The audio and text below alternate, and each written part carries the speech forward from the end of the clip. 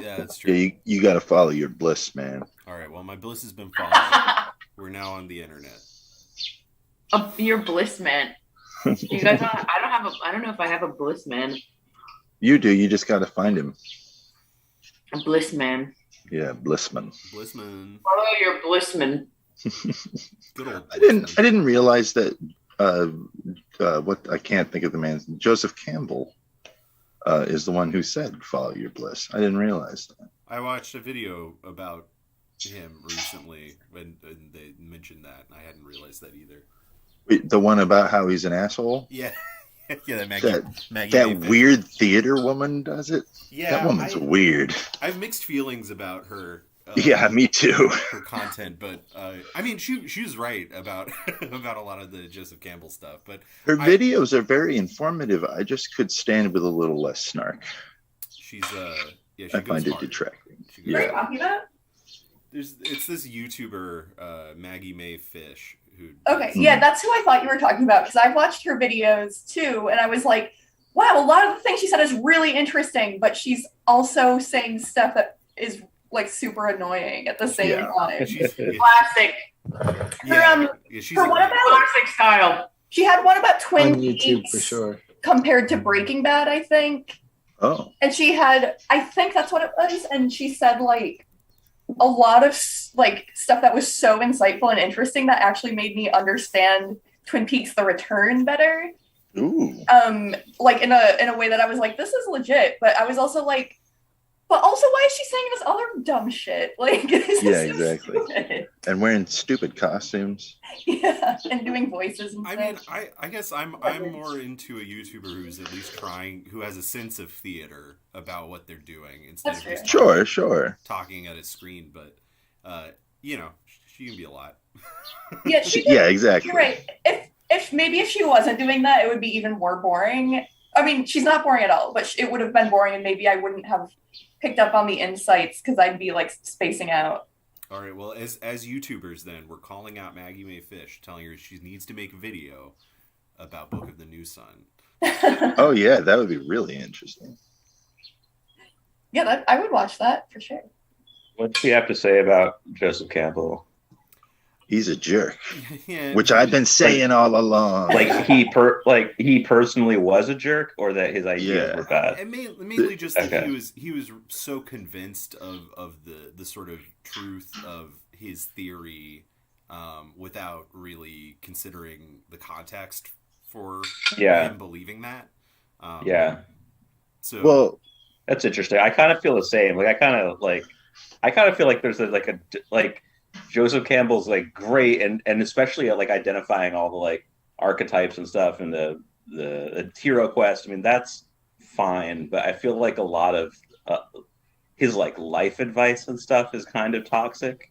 well, he's definitely Yeah. he's definitely a precursor to Jordan Peterson. Like yeah, exactly. Right. Jordan Peterson precursor. So there's some of that in it. I think that the hero's journey is a pretty useful way to like break down story structures. I think just you don't have to. But it's assume not that the only way. Yeah, you don't have to That's assume the that thing. it's Right. universal. Right, but it's good to know it in order to like be able to move away from it, I think. Yeah, Right. It's just that Joseph Campbell never did that.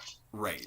Yeah, I mean It's because he loves Star Wars. well He He wrote wants to Star go to Wars. it. He wants to go towards it. look Star when Wars. you're an academic and something Mhm. you say catches on in popular culture, you're Mhm. never going to let go of that.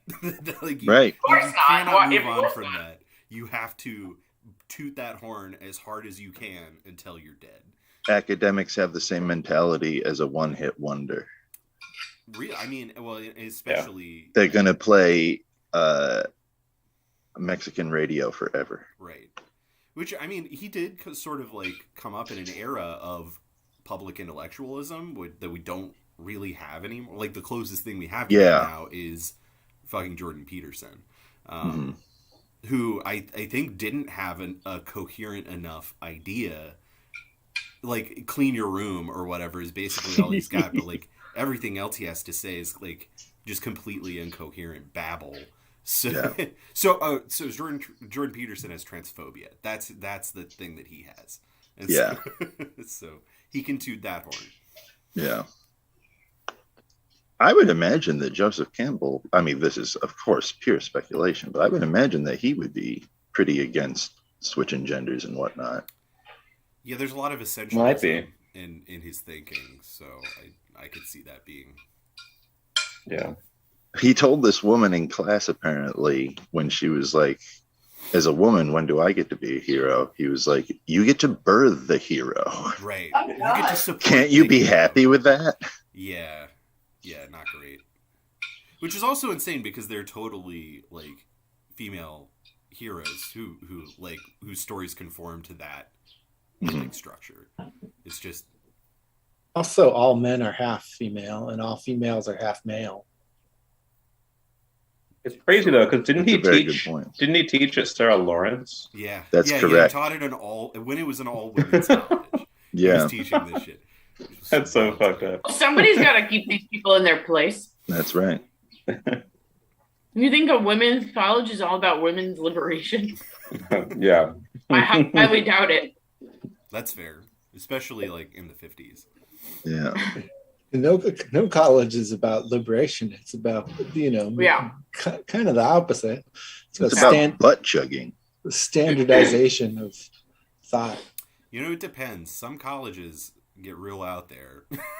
So my sister went to and works at one. Hampshire? No, she went to Warren Hampshire or Wilson. Bard? What? Oh, okay. Yeah, she went to Warren Wilson and works there now. And it's like I haven't heard of that. it's in Asheville, North Carolina. It's a very like Say no more. yeah, it's Stop it's talking. basically like the Appalachian Bennington. Yeah. Right. So Gotcha. Oh, that's cool. Anyway, chapter 6. are we? I think where's Asheville. the pencil? I think Are we Asheville. Well, I think Asheville's phony. It is. My sister would tell you that too. What's funny? Asheville. Phony. Oh, It is Asheville. funny. But that's that's not the fault of the people who have always lived there. It's the fault of the breweries. Brewery tourism has really made it. Yeah, maybe not always, but I would say in the last like 20 years. Yeah, it's gotten really expensive. Yeah. Always a good sign. I read an interesting article about the way, I guess in Montana, that there's like a concerted, deliberate effort to use the rainbow flag to like colonize towns and turn them into resorts. In Montana? Yeah, that like there's like outside, speculators and developers and corporations and stuff come in and like have pushback from people that live there because they're from out of state, and then all those like investment people or mostly rooted in private equity and stuff then kind of use the idea of like that there's a cultural revolution right now and we're on the right side as a way of turning the fight against them being there as like a exploitative economic entity into like, well, then you're against the rainbow flag because that's what we wave, that's what we have on our stores here, that's what we represent. And so you can't, like, anyone who has any opposition to our presence here, that's really what they're talking about. They don't want the new values of tolerance. That's interesting. I mean, this is homosexual assholes. this is a new frontier. Did you guys hear about how Putin like staged all those protests? No. No. My friend was just telling me about this last night. I haven't read about it, but my friend last night said that basically Putin orchestrated all of these like liberal, like gay rights, like all these like liberal touchstone anti-government protests. He like created them, and then there were all these like huge protests. And then he leaked that he did it. And was just like, it's like the ultimate, it's like you're all government stooges. There's no solidarity. Right. It's like kind of an incredible genius move. Yeah. He is a master manipulator. You gotta give it to him. Yeah. I give credit where it's due. That's what I say. Like generate just total nihilism. Oh my god, that is amazing. You guys, you wouldn't believe how cheap this kind of merch is on eBay right now. Oh yeah. Yeah, it's a bargain. They're not a high demand, I guess. There they are.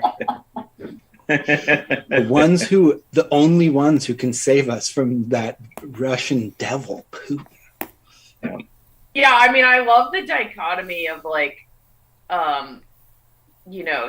still somehow there's a narrative that like Biden is the smart one and Putin is an idiot, and like it's amazing. It's amazing when you think about it. I haven't heard anybody saying anything like that, but it's. I mean, that's the like why not? U.S. government narrative is what I mean. Yeah. Like, I don't know if anybody is really trying to hold the line on Biden being like competent or. well, maybe it's not Well, about the polls Biden. would say more otherwise. Like, more like the U.S. government, like maybe not Biden specifically. I mean, I think the president is just like a symbol for the government. There's a person Not on like my the president Facebook ever feed. fucking decides anything. What?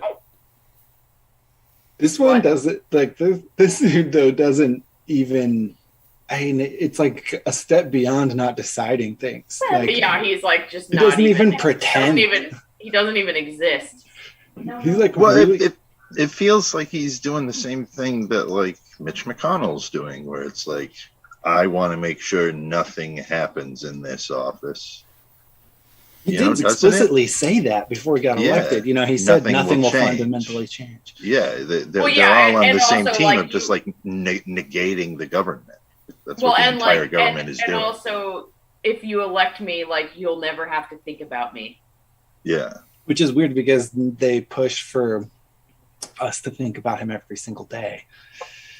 I mean, I don't ever think about him, but it is also funny that like somehow the right wingers are still able to be mad about him, like he's doing something. Well, I mean, I guess they found interest rates to blame on him at least, so they can. And gas prices and whatever. Gas But I prices, mean, yeah, like just- they still have the ability to think that he's doing it, and I think Right. that's funny. Is all I'm saying. yeah. Yeah. That like he's doing it. Right. No. I mean, Like that I did that sticker is so funny to me. Mhm. right. I wish they could just be funnier. I mean, it's funny to me because of how not funny it is.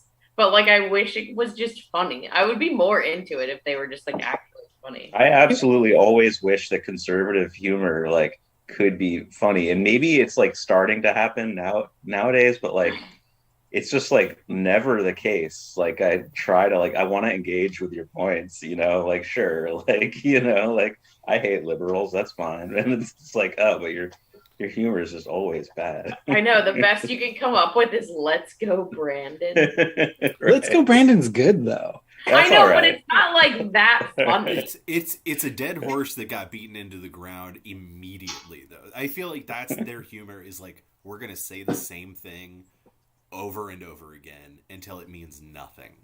That's like whatever the Larry the Cable Guy thing. Like it's just it's catchphrase humor. It's just about finding a catchphrase and beating it into the ground. My sister was just visiting from Germany recently, and she didn't know about that one. And I was like trying to explain it, and she was just like, "What the fuck is this? Like, what?" Oh yeah, my friend who lives, my friend from high school. She's Russian, but she like moved here, and now she lives in Brussels. And I was talking to her the other day, and she was here a couple months ago, and she was just like, she couldn't believe how insane everyone is here now. She was like, people were always insane here, but it's just like, it's too much. It's everyone's out of their mind. And I was like, yeah, even me, like even normal people who are thoughtful and somewhat intelligent are also completely fucking insane too. Yeah. COVID really did a number on everybody, I think. Yeah.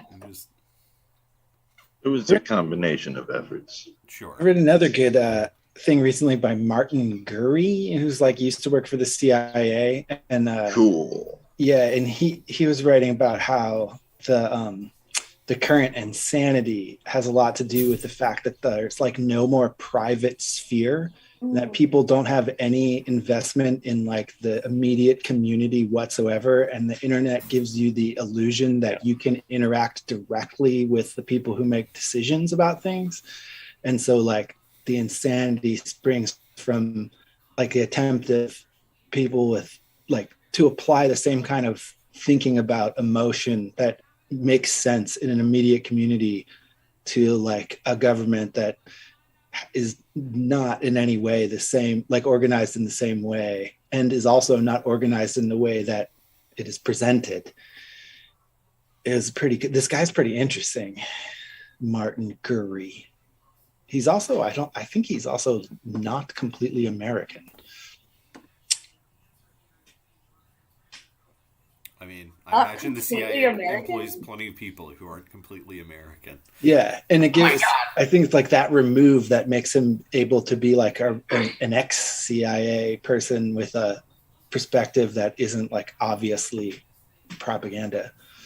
Yeah. The CIA. God bless them. There is a link. I feel like what we're talking about right now. I to- love the CIA. I mean, I don't know about you guys. Yeah. Favorite government agency. Oh yeah, No MVP. They're all a bunch of Knights Hospitaller. Oh, And their allegiances to the Pope. this would. And the Pope is Joe Biden. Just No, the kidding. Pope The is- Pope is fucking Jeff Bezos or something.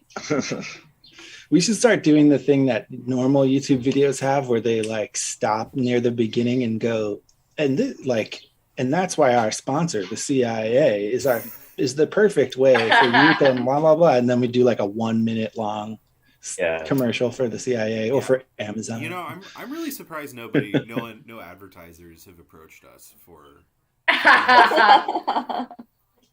with our Pringles. our tens of viewers. I've had people advertising for like earplugs and web filters. We were trying to get that Pringles train.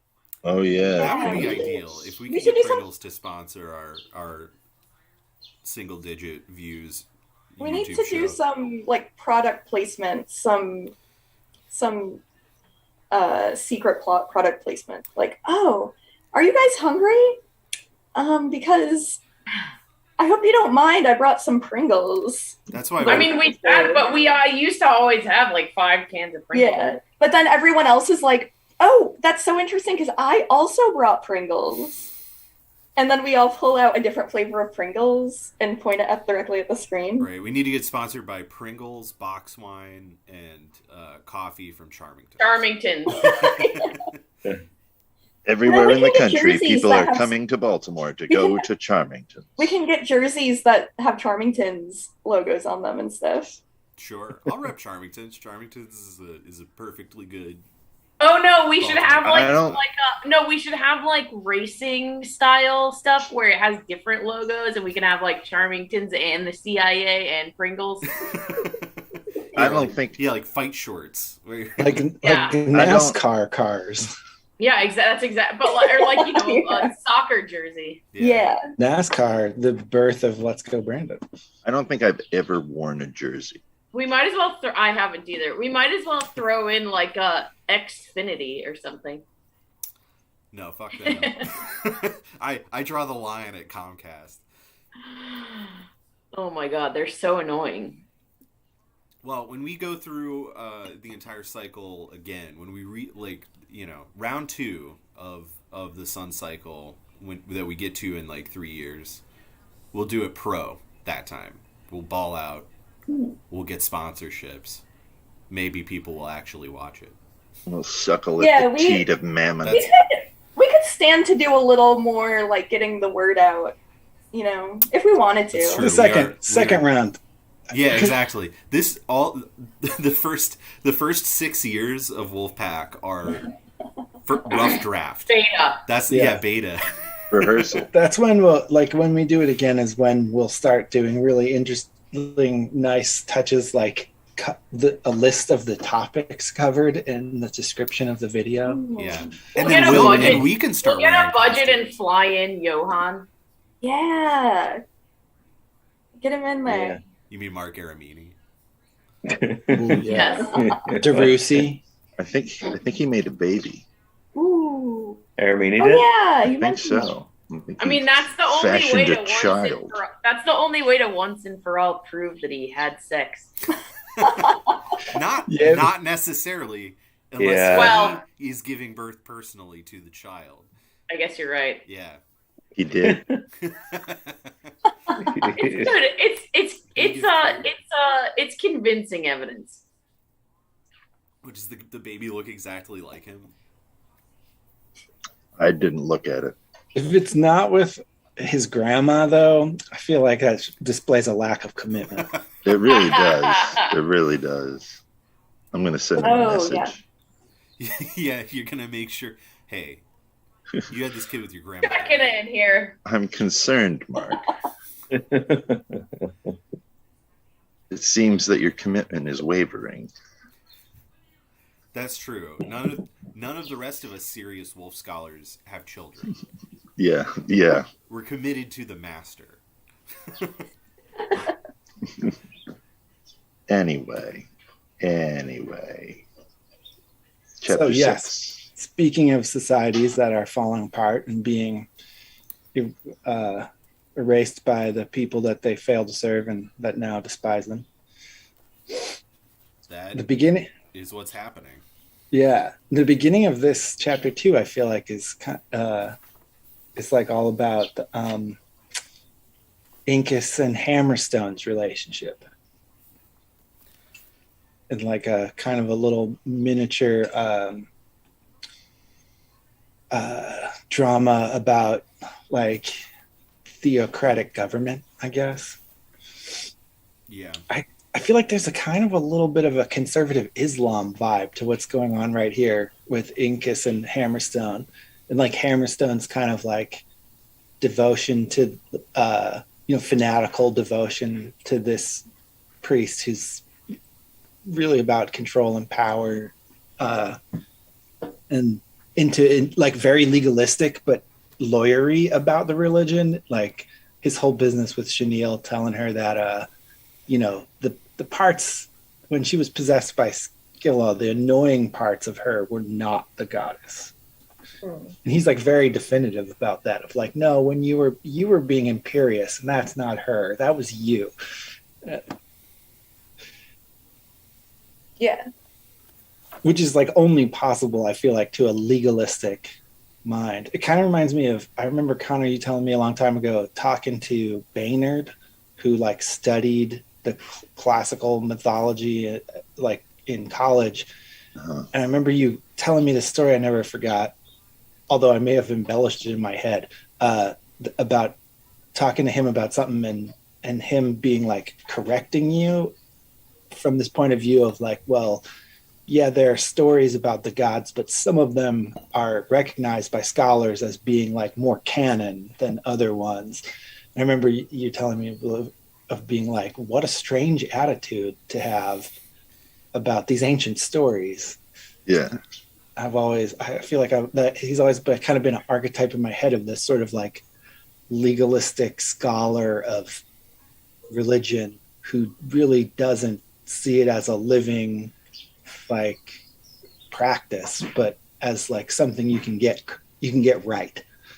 Yeah, totally. Well, and I mean, you see it in Christianity too, where like in the first 100 years of Christianity, the most popular, before the Bible came out, the most popular book was this thing, The Shepherd Hermas, which Jesus doesn't even appear in at all.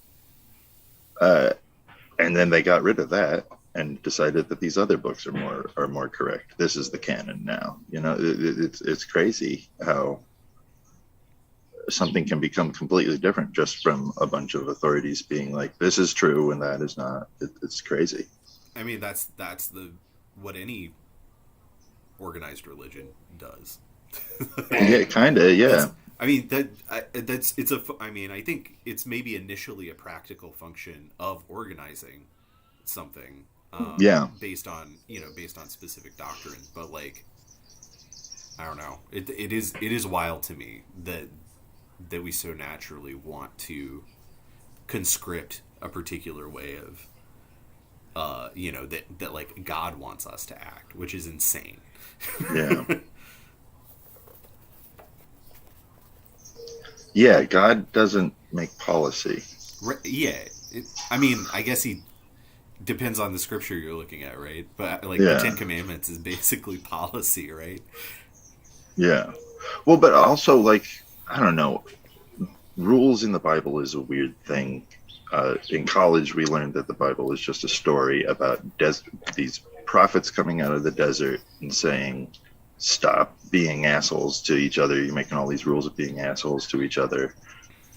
Just be groovy to one another. And then 100 years of priests being like, and here's the rules about how to be groovy to one another. And then some other desert prophet has to come back out and be like, no rules, just be nice. And it's just that over and over again. So like the religion itself is documenting how it's, because like there's this somebody pointed out that like it's crazy that all these psycho Christians want to put the 10 Commandments on the walls of their courtrooms because that's a Jewish thing.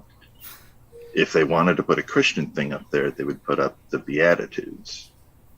Yeah, I mean, because evangelicals are all about the Old Testament because that's where you get control over people. Yeah. They're really not. You get you can manage people with like the old rules of like the time of the the Old Testament, but then the New Testament is about, in a lot of ways, is about chucking that stuff out the window. Yeah. I bring you a new commandment: love each other as you have loved me. And that's the only rule. Oh, God, a giant mantis is on my computer. I'm terrified. I want to see it. Just don't have sex with it. It won't kill you. It's a little mantis. Will it walk onto a stick that you can show us?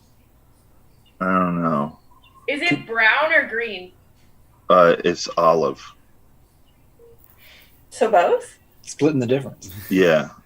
Cool. Can you use force perspective to make it seem really big? Yeah. Hey.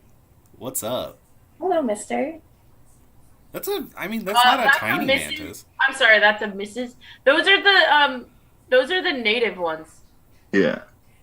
The big, fat, giant green ones are the invasive ones. Oh, I had one of those jump on me last year. I mean, they're cool too. Whoa, he's a fast guy. They're women. They're all women. Huh? They're not guys. They're not he's. None of them I meant that as like, dude, he's a fast dude. Or I guess I used the he. I don't know. As in, hey guys, remember to smash the like and subscribe. For mantis facts. Hey guys. But don't smash the mantis. No, of course not. Mantis's counsel, patience. Quimby. It's a tail. Quimby tail. What's up? He's being good right now, but he was being annoying earlier, and he was being mean to Hairbow. Oh no. Who have we've cast Incus at some point? Does anyone remember who they cast as him? He has such a particular way of speaking, right? Like it's got to be. I feel like when I hear his voice in my head recently, it's like so much more than any of the other characters. I feel like it's the kind of voice actor they have in video games that. Oh. Like it's a very. There's like something about it that's like a little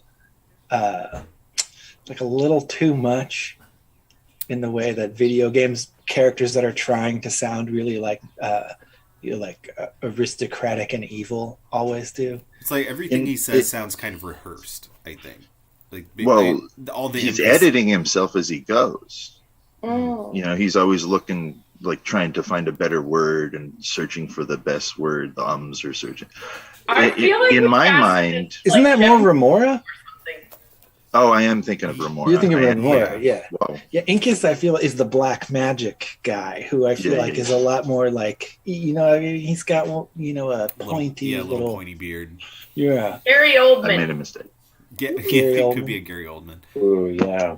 Although, didn't we already cast Gary Oldman as Francis Ford Coppola's Dracula as... shit. Yeah. The Prolocutor. The Prolocutor. Quetzal. As Quetzal? Quetzal, yeah. Well, we can't have him play both. I mean, why not? He's very talented. Why not? Stranger things have been done. Incus would be like younger than Gary Oldman is now. Here's the idea. What if it's Brian Cox? He's too old. Yeah. I think you can cast people during any era of their life. Yeah. I can't do that. Okay. One can if they choose to. One could. I have been thinking this chapter in particular. There's so much dialogue. It's like almost like a script. Like there's very little in the way of. I mean, like there are exceptions to that, but like there's a lot of. It's just a lot of talking. And it's because they're in the dark tunnel, so they can't see anything. Right. Right. But even out once we get outside the tunnel, I feel like I don't know. It's just a very talky chapter. I'm fine. I mean, this is I guess a pretty talky book. So, it is. Like, yeah. Like this you know, Calde in particular feels very talky to me. I think that mechanic is what allows things to happen in the background and you not notice them because you're just inundated with dialogue. And it will be like also be someone like, "Oh, do you see that? Oh, weird, must be nothing," and then they go on with their day, and then it's like, "Oh, but it's actually something very important." Well, and anytime you have a moment of someone being by themselves noticing things, it's so wrapped up in their thoughts that it just becomes this like trippy dream sequence mush. I'm thinking about Maytera looking at the airship as it approaches. Yeah. I know. Yeah.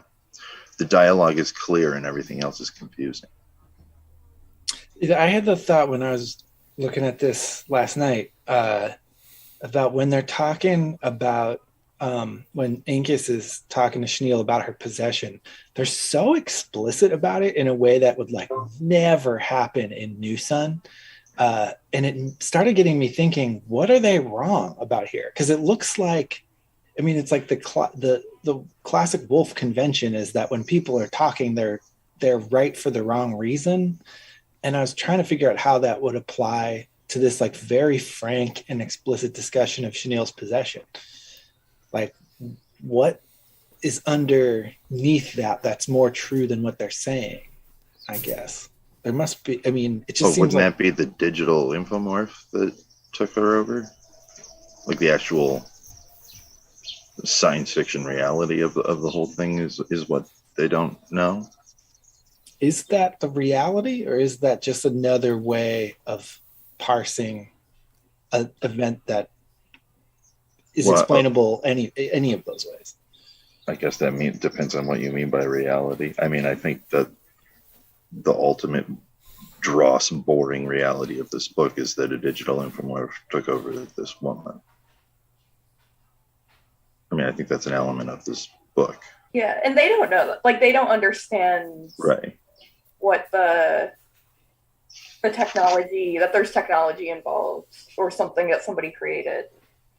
Does the digital infomorph choose to act in ways that maps like pretty perfectly onto old-timey human religion? Again, what do you mean by choosing? Well, I guess the thing is inside of the infomorph. Yeah, I would say the infomorph feels that it's choosing, but there are patterns of existence that leads it to a certain direction. Right, and those patterns of like, I guess the digital infomorph, being the underlying reality is interesting because digital infomorph was designed by people, and I feel like it's shaped by what existed in people before the digital infomorph. But it still has its own individual life.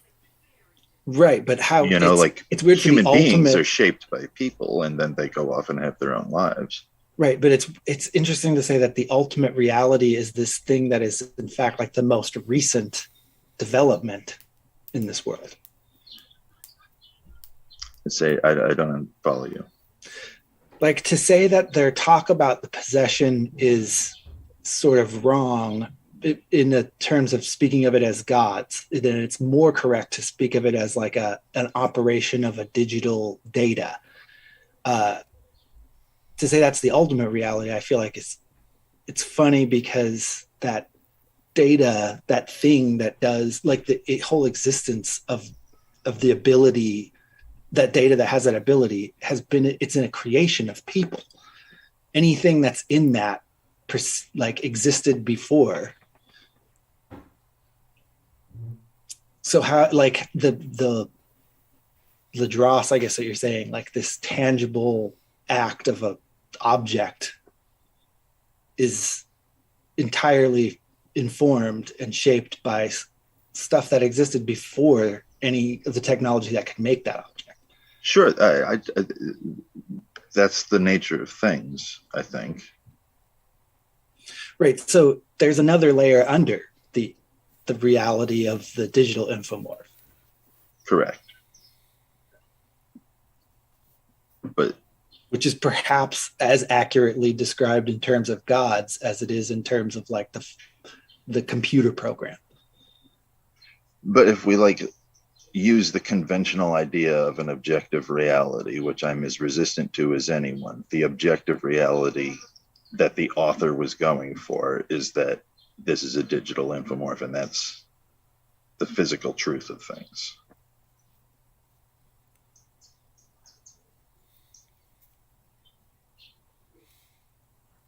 I don't know. I guess I always see Wolfe working the other way, that he's not trying to explain religion in terms of the hard sci-fi. I don't think that he's trying to do that. I do think that there is a physical reality that Skyla is a digital infomorph in this book. Yeah. I mean, yeah, it seems like you're conflating Connor is talking about what he thinks is happening in the story, and you're talking about what you think Wolfe is trying to convey about the world through the story or something. I mean, yeah. I'm into the idea that your interpretation of the book has more ontological weight than the book itself does. But I think that within the book, this is a part of the story.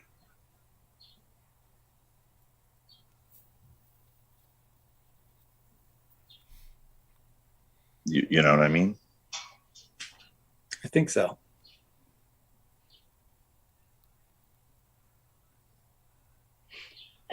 I think so, but I as much think that I don't. Like, I don't know. Well, that's trippy. I'm split 50-50. Okay.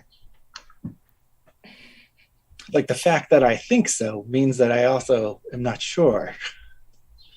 Okay.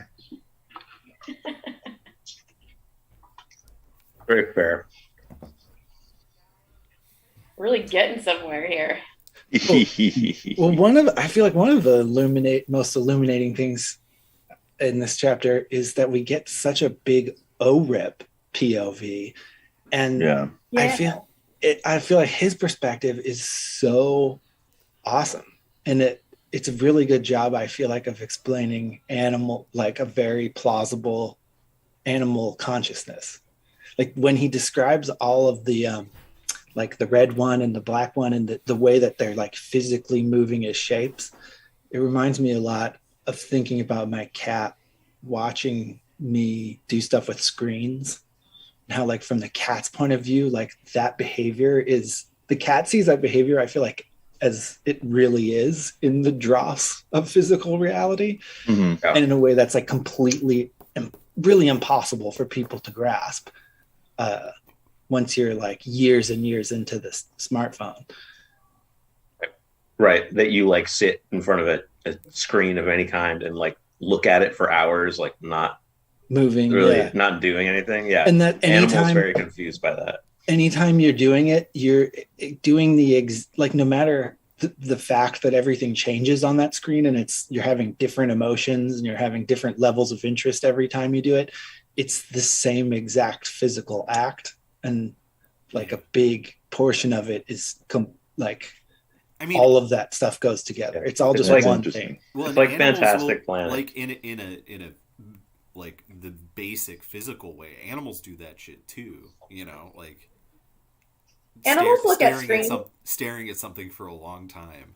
So they gotta see what we do is like just that. You know, like there's no understanding of like the mental and sort of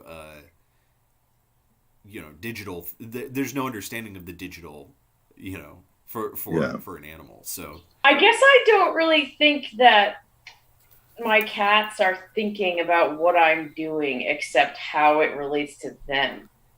Why do you? I don't really think that they're like thinking about me and what I'm doing. Yeah, I mean, I think like they're thinking about how I'm interacting with them or not, and relating to them or not. But I don't think that they're like pondering what I'm doing. Yeah, I do think that they like think about things. Like, I'm not saying they don't think about anything, but I don't think they think like that. When I watch TV, my bird perches on top of the TV, and he thinks that I'm watching him. Does he like that? Yeah, all he wants is for me to be watching him. Unless Anne's awake, then he wants her to be watching him. Well, he wants to bark at her feet a lot. That's one of his favorite things. Bark at her feet? Yeah. He just puts his head next to her foot and just goes, ah, ah, ah, ah, ah. That's cool. I like that. Like sometimes he just shoves his head right into her foot and does it. Okay. That's cute. A little pervert. It's a thing that cockatiels do, apparently. They're just into feet? They don't like feet. They don't? Okay. I think they're trying to scare the foot away. What about shoes? If she's wearing shoes, does he know that there's a foot inside? He doesn't seem to be bothered by shoes. Interesting. That's cool. He doesn't like the bare foot. Feet do look weird. I mean, the shape of a foot is strange, yeah. Yeah. How does he feel about his own feet? He puts them in his mouth all the time. Is he cleaning them? Who knows? Maybe he just likes it. If it was as convenient for you to put your feet in your mouth, you might also do it all the time. Anyway, enough of my bird. Let's talk about Orb. Yeah. Oh, so Orb doesn't ever... Orb has curiosity, and he definitely has uncertainty and recognizes his own uncertainty in certain things. But he doesn't... I feel like there's a distinct lack of... I guess it's not judgment's not the right word, but sort of like I think it's interpretation. He doesn't interpret, right? Yeah, he just like, this is what I see, this is what it is. He's not like speculating on what that means for him that much. He's just like, I'm doing this. These are the objects. What I have to deal with, right? Kind of, don't you think? Yeah. He's not pressed to get. Like I feel like he doesn't think of himself having or not having the truth as saying anything about him. Right. Yeah. Like if he doesn't know something, it's not because he isn't trying hard enough to know it. It's just because whatever that thing is not very easy to know. And that's the end of it for him. Yeah. I think he's very receptive. Yeah. He's not stressed in any way. Right. That all of the humans are stressed about knowing in this book. And one of the things I think is really interesting was that he ends up kind of taking over Urus, right? Because Urus is escaping and Hammerstone doesn't realize it. He rats him out. He does, but from Oreb's perspective, it's very clear that Oreb's not trying to rat him out. Oreb just reporting. Yeah, he just enjoys noticing things and enjoys the feeling of saying something that he's noticed. And so his ratting him out is totally unintentional and like only works out that way because that's how the green thing and the dirty thing interact with each other. Orib identifies as the lookout. He's the bird's eye view. And so he calls things out because that's what he is the bird's eye view. And also, it's interesting thinking about him not having any interpretation because he still has religion, Orib does. He's possessed by one of the mainframe gods, but that doesn't matter to him. He says, silk god, bird god. He knows that Silk is his god, and Silk is the one that he is the lookout for. Orib's not trying to fix anything that happens or fix anything about himself. Right. Which I feel that's like a pre-fall mentality. That like before you have knowledge of, before you think you have knowledge of good and evil, you don't have to fix the world or yourself. The things that happen in the world and in yourself teach you about what is.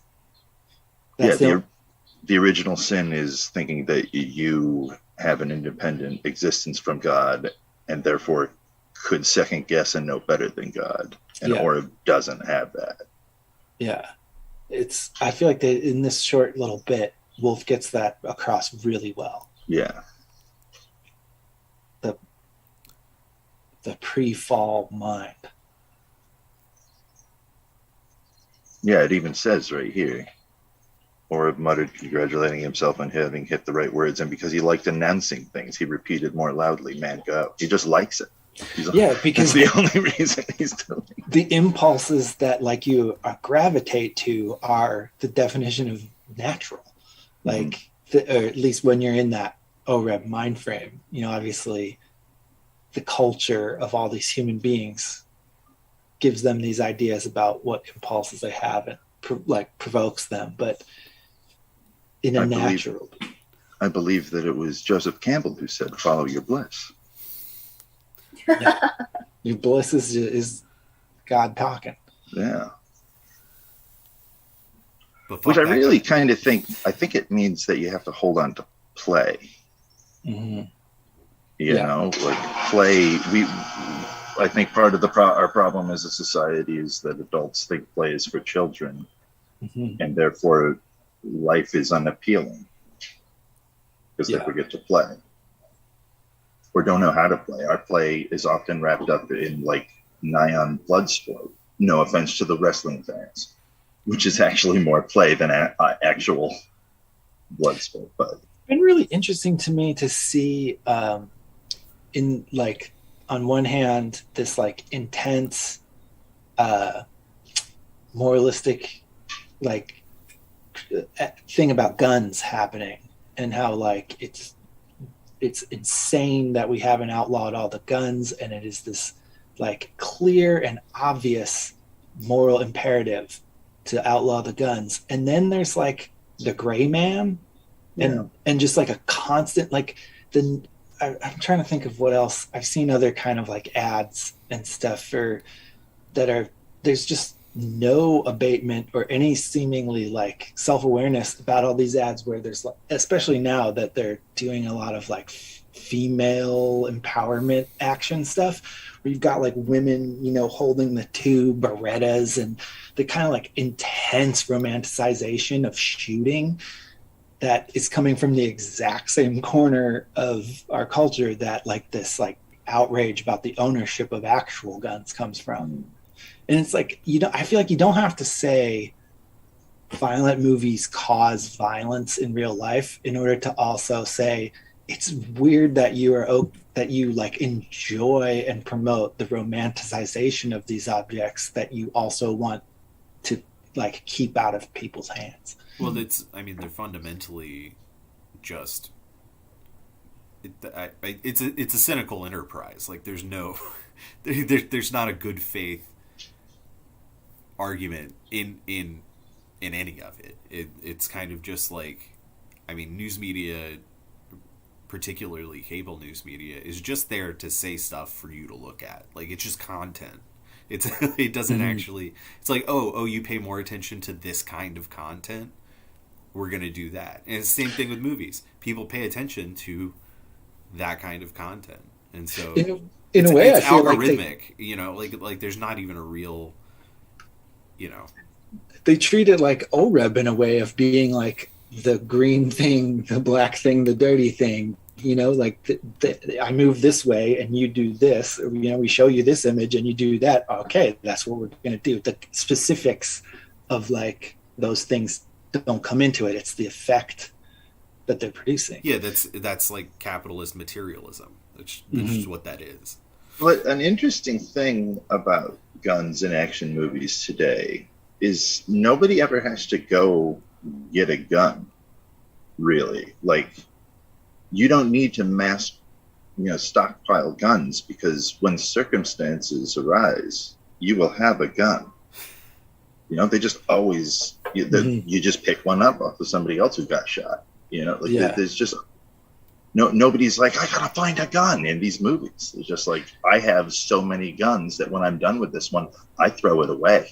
It's interesting too to think about that in comparison to sword mythology, where like the acquisition and the creation of the sword is usually a huge part of the sword's presence, like how you got it, or like you know, who I'm thinking of, like Hattori Hanzo, and then like the Lady in the Lake. I mean, I think that there definitely is a similar, like, there's a particular gun thing that at least some people have. Not all movies are like trying to have like a cool signature weapon. Maybe we don't see this as much now because it's all this kind of like military industrial stuff, but like, you know, there are plenty of examples of guns in filmmaking that, you know, like James Bond's PP7 or the Blade Runner gun, you know, Han Solo's blaster. Yeah, but you don't see the creation or meet the creator of those weapons. You also, don't go on a quest to get them. Everything you said took place before the 90s. Yeah. Like, I am talking about now. Yeah, I think now it's maybe the way that gun culture has evolved. It's less about like, you know, this single thing, and because there's so many of them. Yeah. More guns than people in this country. More guns than people, yeah. Oh, and the other like weird, which means that guns should have the right to vote. I don't know that we want guns to vote. Practically do. We're almost there. They do vote. They vote whenever they speak. Yeah. Vote you out of this country. Forget vote with your dollar. Now it's vote with your bullet. Yeah, vote with your Ruger. Yeah, maybe filmmakers these days are like have like a little bit of like caution, or like, I don't know, like mixed feelings about guns more so than they used to, like in the 70s or 80s. Where is that evident? Well, just thinking back on like kind of what you were talking about with like, there in the past maybe there were more interesting like guns, like the examples that Mark brought up, and that these days guns are just sort of part of the noise, like they're just like assumed as a presence, that maybe like their significance within the plot is like downplayed, even if they're still like very much part of it. I'm thinking that Connor's example of like using a gun up and throwing it away is just to like kind of make the story, maybe not even the story, but just the action flow, where like, okay, everyone pretty much knows that a gun doesn't have 27 bullets in it, but we don't want to like go through the trouble of having them like reload. Well, let's throw it away and pick up another one just so things can like flow and go faster, because like the gun isn't even important. It's about the shooting and the action and the people.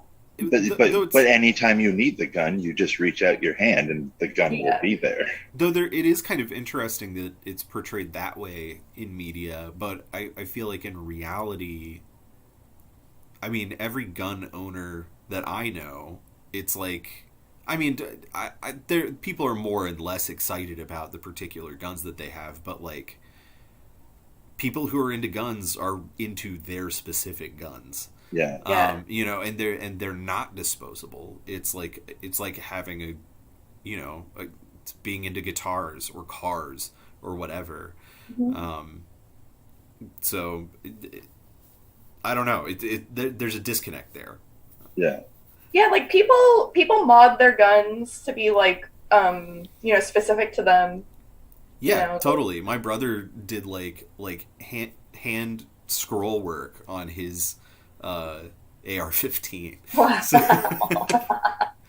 I was in a hardware store when we were on tour in like Idaho or Montana, and it was like they had a shitload of guns in there, and they had these handguns.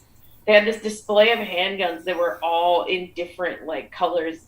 There were like a rainbow color selection of these like small pistols. Yeah. It's like all the knives at a flea market or whatever. Like it's just it's like it's a just, fucking it's like it's a phone deal. case. Yeah, for phone case. Yeah, they just make a bunch of, I want this one in that rainbow oil slick finish. Or like hot pink or like, hot pink, yeah.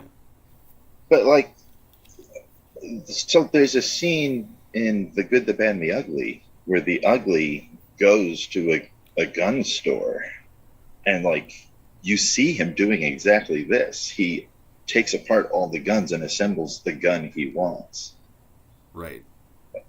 Which is crazy, I think. And yeah, I don't see that. I recently watched The Gray Man, and that was one of the things I really noticed about that is like, where the fuck are all these guns coming from? They're just always here.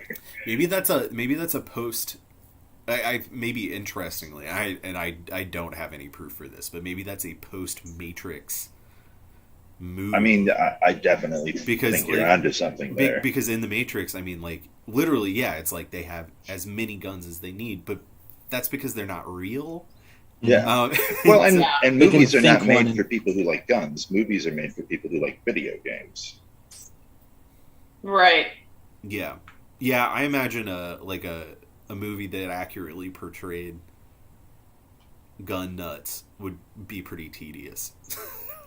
Yeah, it'd be like watching a Guitar Guy movie. Yeah. But I think they relate too, because I think like part of the reason why some people like guns is how, or like maybe not the reason that they like them, but like if you're into guns and there's someone in a movie shooting guns who looks fucking cool, it's not hurting the case, Oh yeah, it's just even if it's unrealistic. The promotional I'm just saying it materials gives and people an unrealistic feeling about guns. Yes. Oh yeah, definitely. Yeah. like posters and trailers and stuff always prominently use the gun in like a sexy way, like someone holding it, Ryan Gosling aiming a pistol at who knows what in the distance. Captain America. Yeah, that's what he's aiming at. Not the new one. That would be racist. No. Chris Evans is the bad guy in The Gray Man. Oh. Yes, the old one. Yeah, the original. The supplanted. He looks like a douchebag in this movie too. The best part of the movie is how douchey Captain America looks. I need to see him. I can't. I don't like. I have trouble seeing him. I feel like he's so plain. Yeah. And I'm not really acquainted with a lot of his work that it's hard for me to see that guy. Totally. He looks like just a placeholder for human. Yeah. Yeah, I see what you mean. Well, that's why he's Captain America. I mean, that's what actors, it's an actor. He is. He should be able to look like. Yeah, he's certainly not a character actor. So. Yeah. He's the guy when you like start the game and you don't engage with the character creator at all. You just pick your gender and go. Yeah, his portrait is on the men's bathroom door. What was that? Somebody playing drums? Probably Jen. Yeah, she's a drummer. That would be the most likely suspect. You think that she just left this meeting to go and play drums? I think that's what drummers are like. Drums. I mean, Drums are the guns of drummers. Drum guns. That's so true. Drums like machine guns. Oh man, I recently had to demolish a piano, and we wished that we recorded it. It sounded so wonderful. Yeah, I bet. Did you bolt cut the strings? No, because they would fly up and cut our faces off. We had to be very careful to be ginger about the soundboard, which is the heaviest part. We just like knocked all the wood off of it and all the keys and stuff and tried to make it as much just the soundboard as possible. And then we had to pick it up into the bed of a truck, and that was the worst thing. Was it like a just an It was an upright. Yeah. Interesting. Yeah. Well, we had to like push it off the deck and stuff. It was pretty wild. Sounded beautiful. That's cool. Yeah. Yeah, you should have recorded that. That would have been neat. Mm-hmm. And then I was like, Matt, we should have recorded every demolition we've ever done and sold that record to Rusty. Yeah. Because his company is called Rust Never Sleeps. Matt's company. Yeah, Rusty. I thought it was called. Why did I think it was called grindcore? That's just what because that's what his T-shirt says. Because it was a free T-shirt, so Nolan just did whatever he wanted because he was designing it for free. So when he got it, Matt was like, "It looks like my company's called Grindcore," but on the back it has does. Because it's modeled after a band shirt where it's just like a logo here, and then there's the band name and the tour dates on the back. Mm-hmm. So he has all the company info on the back, and the front is just this thing that causes people to walk up to me and say, "Do you like this grindcore band?" And I have to say, "No, it's my work shirt." You should get into like at least one grindcore band. But I actively don't like it. There are some good grindcore bands. I'm just saying. Wait, does Melt Banana count? I like Melt Banana. I guess they have their grindy moments. You should. It'll probably piss off grindcore people. It will. I like Melt Banana. So you should say, yeah. When people ask you, just be like, yeah, I love Melt Banana. Well, there's nothing better in the world than pissing off someone who is an anything person. Yeah. That's the best thing you can do. Is if someone's like in a category, just like fuck with that category. That's like the best thing. Full-throated defensive trolling. Yeah. Well, yeah. I feel like. I think trolling is very good in done correctly. I think it's. I'm not blanket pro troll, but I think that like there is such thing as like medicinal trolling. I think you can see the appeal even when people are doing bad. You understand that the thing they're doing feels really good. I fucking live with Kenny. She does. Like Kenny is a master troll, but Kenny's a benevolent troll. Trolling Kenny's is a tool. And it's the person behind the troll that's doing a bad thing, and the only way you can stop a bad troll is with a good troll. There you go. Well, I mean, I do think like there is such thing as benevolent trolling, and then there's malevolent trolling. It's like if you're trying to kind of like, there's trolling where it's like funny and everyone thinks it's funny, and then there's trolling where you're like kind of like hurting someone. Aristotle. Well, I think the Melt Banana instance is benevolent because the grindcore person that you tell it to probably likes Melt Banana. Melt Banana is good. So they can't be like mad about it, but it's going to it's not like an insult. It's going to offend their sensibility, but they'll also be like, but the Melt Banana is good though. Well, they'll get into that situation where they like just instinctively have to explain to me why Melt Banana is not grindcore, even as they can totally see that I know that and don't care. But they like have to tell me anyhow. Yeah. That instinct came up in me, but I decided to not do it. Is his hero is gone grindcore? Say that again. Is his hero is gone grindcore, or are they just hardcore? I think they're more of like a crust thing. Is that?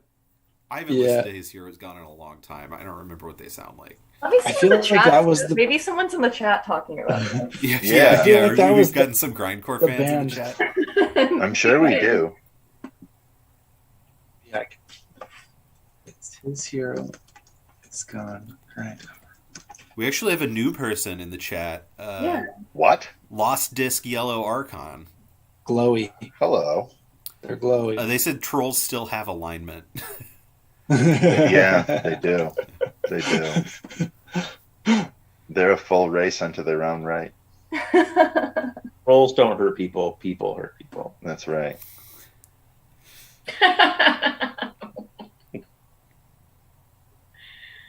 That's some COVID brain shit. Yeah, guilty. How do you feel, Tim? Just like very fatigued, very sore. Yeah, definitely hardcore COVID brain. Is it your first? Is this your first COVID? This is the first time I've been diagnosed positive, but I think I probably had it once or twice over the last few years. But You mean like there were times where you thought you probably had it, or like yeah, you probably had it? I think yeah. But there was a time where I got really sick last year, and I don't normally get sick. It's not until the last few years I've started like getting sick. But I would test, and I'd never tested positive. So I got way less. I've been way less sick the last couple of years than I usually am. Yeah, same. When we had it, Kenny had it way worse than me. Like Kenny had a fever and shit. But the tests that he took, his tests really like looked negative. I mean, I think there was like, if you were really scrutinizing it, just the faintest of a thing there.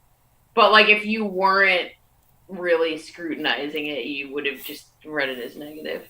But he was like definitely had it and was very sick. Mm-hmm. Yeah, the tests aren't 100%. Obviously, like yeah, they're not. They don't tell the whole story. Connor, are you eating Go-Gurt? No, it's a popsicle. Oh. Ooh, I don't know a popsicle. I kind of wanted it to I be love Go-Gurt. popsicles. Popsicle does sound good.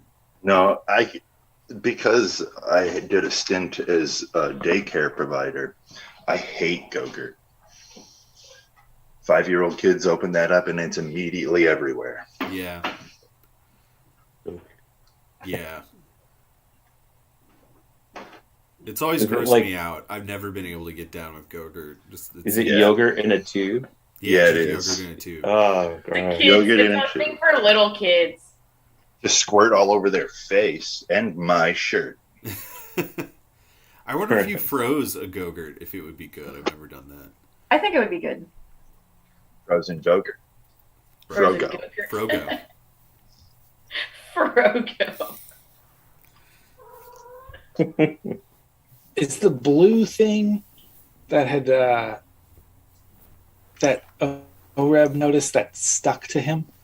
That has to do with his possession. Yeah, That was his splint. He's talking about the splint. Yeah. On his wingy. Because he had the broken wing. Okay. He has a twinge where his wing used to be broken, and he was remembering the splint, and he doesn't understand what the splint is. That's kind of an interesting trick about Oreb is like he's so plain and bare bones about this is like my consciousness is just exactly what's happening that we have to puzzle and figure out what he means because it's too plain. Mm-hmm. We need the interpretation because we don't actually exist as physical beings. Our real existence is completely a mental construct. Mm-hmm. The more real us is the us in our mind than the us in our bodies, which is just a tool. Yeah. Bodies don't hurt people. People hurt people. Oreb has Even the worse best. than what I said. He has like one of the best lines too. Good came of bad and bad of good. Humans were both, unchangeable in the extreme, sleeping by day yet catching fish whose best parts they generously shared. Yeah. That's Taoism. The other thing that I think is that like, I mean, yes, the thing you said about how we have to like figure out what he's saying because it's so plain. But the other thing that I think is so funny, the inverse of that, is that he thinks people are so dumb. Yeah. Like they never get what's going on. Mm-hmm. And they're like kind of annoying and tedious, and they talk too much.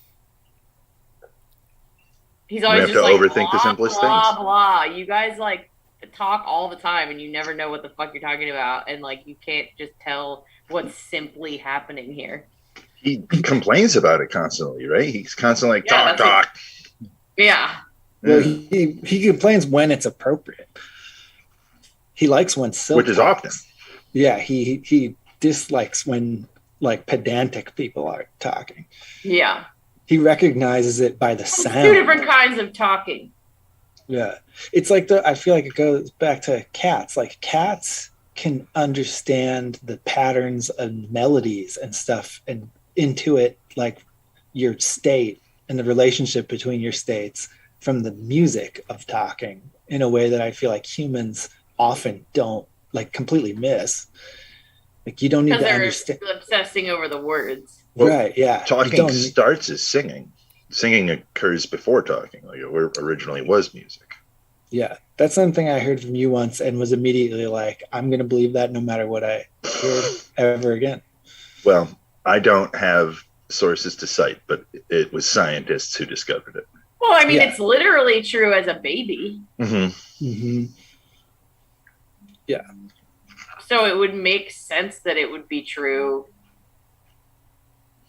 Yeah. Have you guys ever seen that? Have we talked about that? We probably have talked about that movie, Quest for Fire. Mm-hmm. So fucking crazy. It's Canadian. It's so Canadian. French Canadian. Yeah. Ooh. Oh, have you guys not seen that movie? Is Connor the only one? It's a crazy movie. Everybody should watch you gotta watch it. You gotta watch it. It's insane. It's like a fictionalized I guess I don't know if they're like Neanderthals or technically what like proto-humanoid they are, but they're like early humans, and but it's like all these people in this elaborate like makeup, and it's very committed, and they kind of like made this whole like kind of grunty language. And they cast Ron Perlman. And there's no like Perfect. dialogue. There's no dialogue besides like all the dialogue is in this like grunty language. And Wow. it's just you're like watching this interplay between kind of like tribes of bands of like proto-humans. I feel like I'm not gonna say like it's a great movie, but it's like you gotta watch it. It's a trip. There's no other movie like it. It's very somebody just singular. Pitched, like, it's singular. Somebody just pitched like, oh, it's the first part of 2001, but for a whole movie. Yes, but it's more complex than that. I mean, obviously. Sure. I kind of feel like the pitch was, okay, I'm going to make an adaptation of Planet of the Cave Bear, but I haven't read that. I heard about the movie, so I'm going to make it now.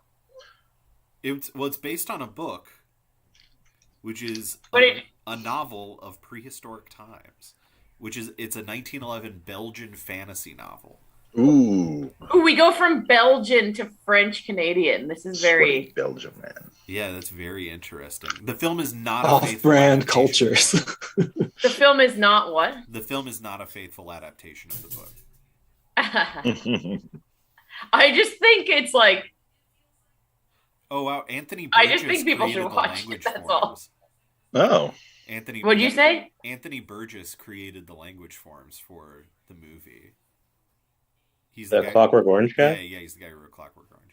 So, I mean, he's good at that. That's really interesting. Yeah. I mean, I think you should watch it, is all I'm saying. It's really fun. Yeah, it's so much fun. I'm certainly curious about it. It's just truly weird. It's like there's just nothing else. There's nothing else like it. You're not gonna be like, oh, I've seen this before. Yeah, it's exactly what you want out of Canadian cinema. It's like it's as strange as the Peanut Butter Solution. That was a book too, right? Yeah. I don't know. I've only seen that insane movie where a kid puts peanut butter on his balls to grow a massive amount of hair. Yeah, that was a book I read. I read that in elementary school. Like they gave it to us in like third grade, I think. Same year as Banicula, we read Peanut Butter Solution. Oh, interesting. Yeah. Although I believe in the book, it's because his hair, he does it. Yeah, like his all of his hair falls out. So then he puts peanut butter that uses the peanut butter solution, but like in the movie, like hair just shoots out of his head and his eyebrows and stuff, and then it shows his pants legs, and hair shoots out the bottom of the pants legs. Yeah, I do feel like there's like a sly nod to that in the book. I have a memory of there being a indication of pubes. Well, it's one of the craziest things I've ever seen. The plot makes no sense. It just goes all over the place. It's a crazy movie because Canada. Did you watch the new Kids in the Hall yet? Mm-hmm. Right. So good. Amazing. A lot of penises. Yeah. Oh, really? That's Yeah. cool. Yeah. I want to see really it. I just don't have the Amazon thing, so I got to find another way to watch it. Also really interesting is that I've gone back and been watching the original, and Amazon hasn't pulled any of the kind of stuff that has been pulled off all the other streaming services. That's like no the first longer season, Amazon. Even in the first episode of that show, there's some stuff where it's like, okay, can't do this now. like bracingly edgy. The thing that Amazon forced them to do was include celebrity guest spots, so they just completely isolated those things so they could be edited out later. It's so perfect. I really love that. Yeah. I also feel like the material they gave to those celebs was like it was like funny because it was so weak compared to what they normally do. It was like, you're here to make us look good. Yeah, it was like, okay, we'll do this thing, but it's going to be funny to us because it's not. We're blatantly not giving you what this should be. Yeah, it's funny too because only they can do Kids in the Hall material. Like it's not jokes, like they don't tell that many jokes. Like they just sort of do characters in situations, but it only makes sense when they do it, like to give their material to someone else, especially someone else just reading it through like a camera. Like, yeah, it just falls very flat. It just seems very useless. Bruce McCullough is the best. He doesn't make any sense. I Bruce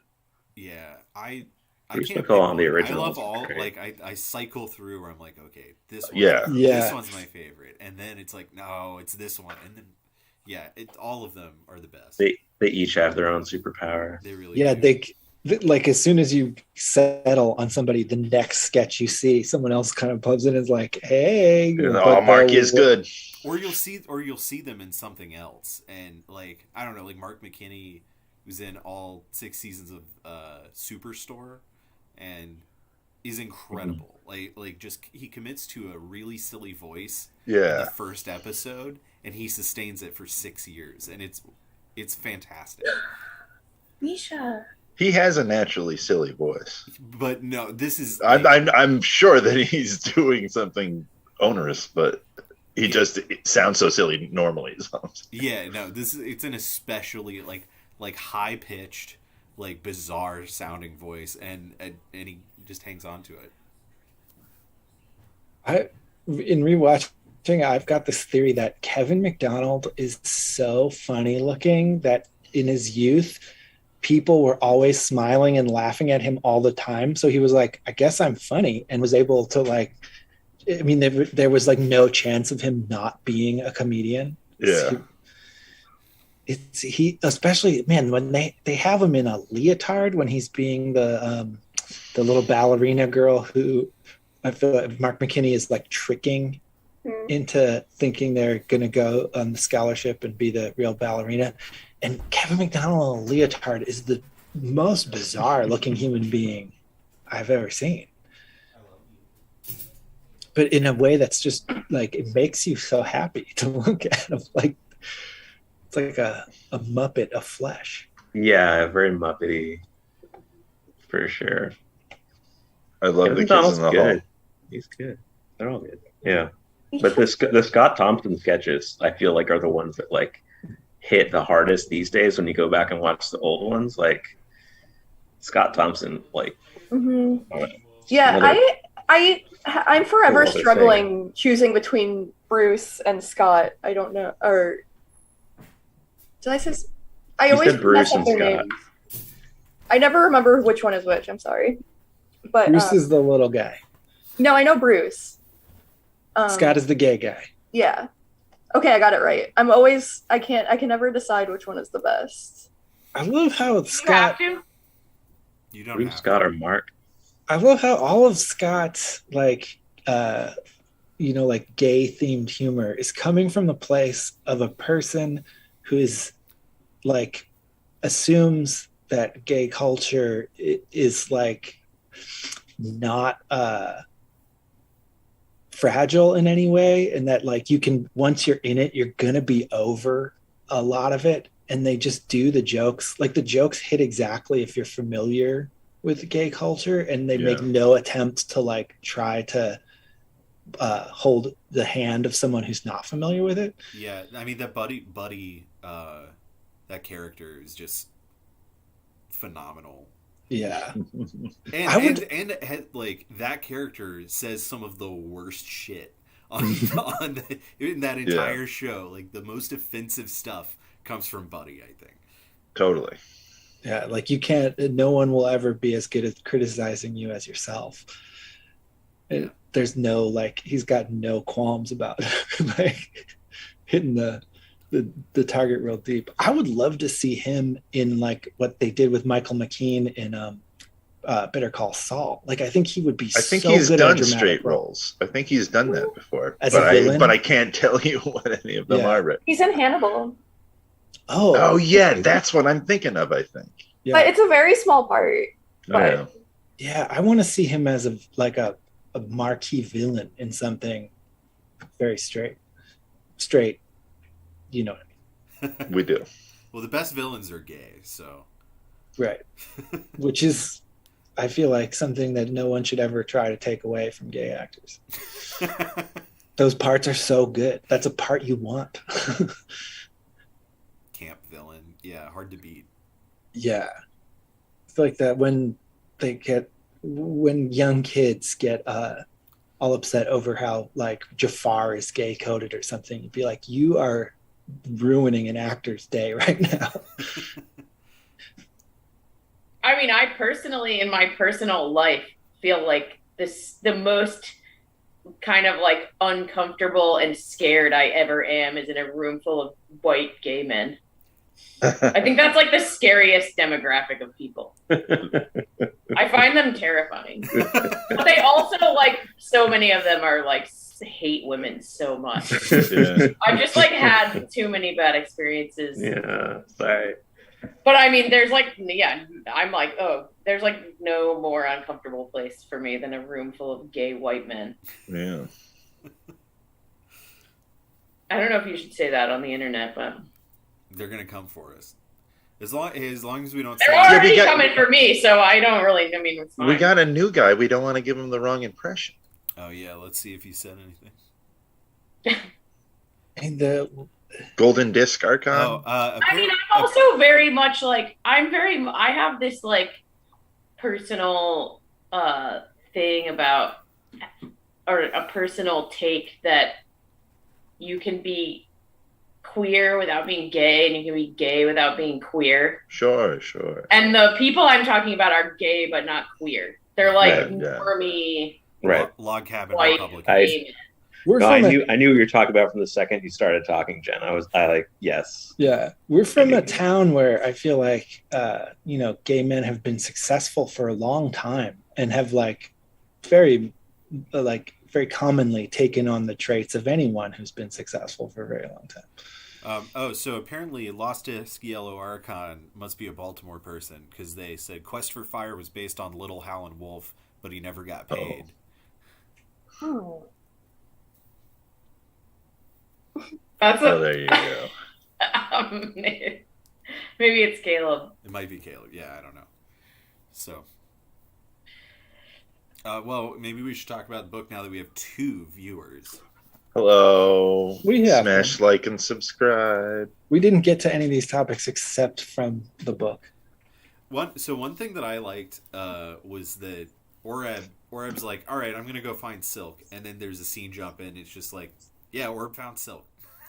I noticed that. They do a little time jump thing, because Oreb shows up in chapter 5 to Silk at the end, but then they go back to the tunnels, and then like if you go back and read like the last pages of 5, because it's very jarring, it's very abrupt. I actually thought that.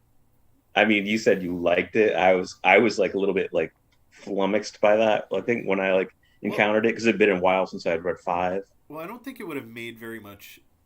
It wouldn't have been very interesting to get more of Oreb just looking for Silk. Right. I mean, maybe you could have done some like bird's eye view stuff, but I feel like it would have gotten too mushy because like doing the Silk POV while he's trying to look at like, I don't know, like troop movements or whatever in this city, then like I think it might be interesting, but it might not actually be very good to read.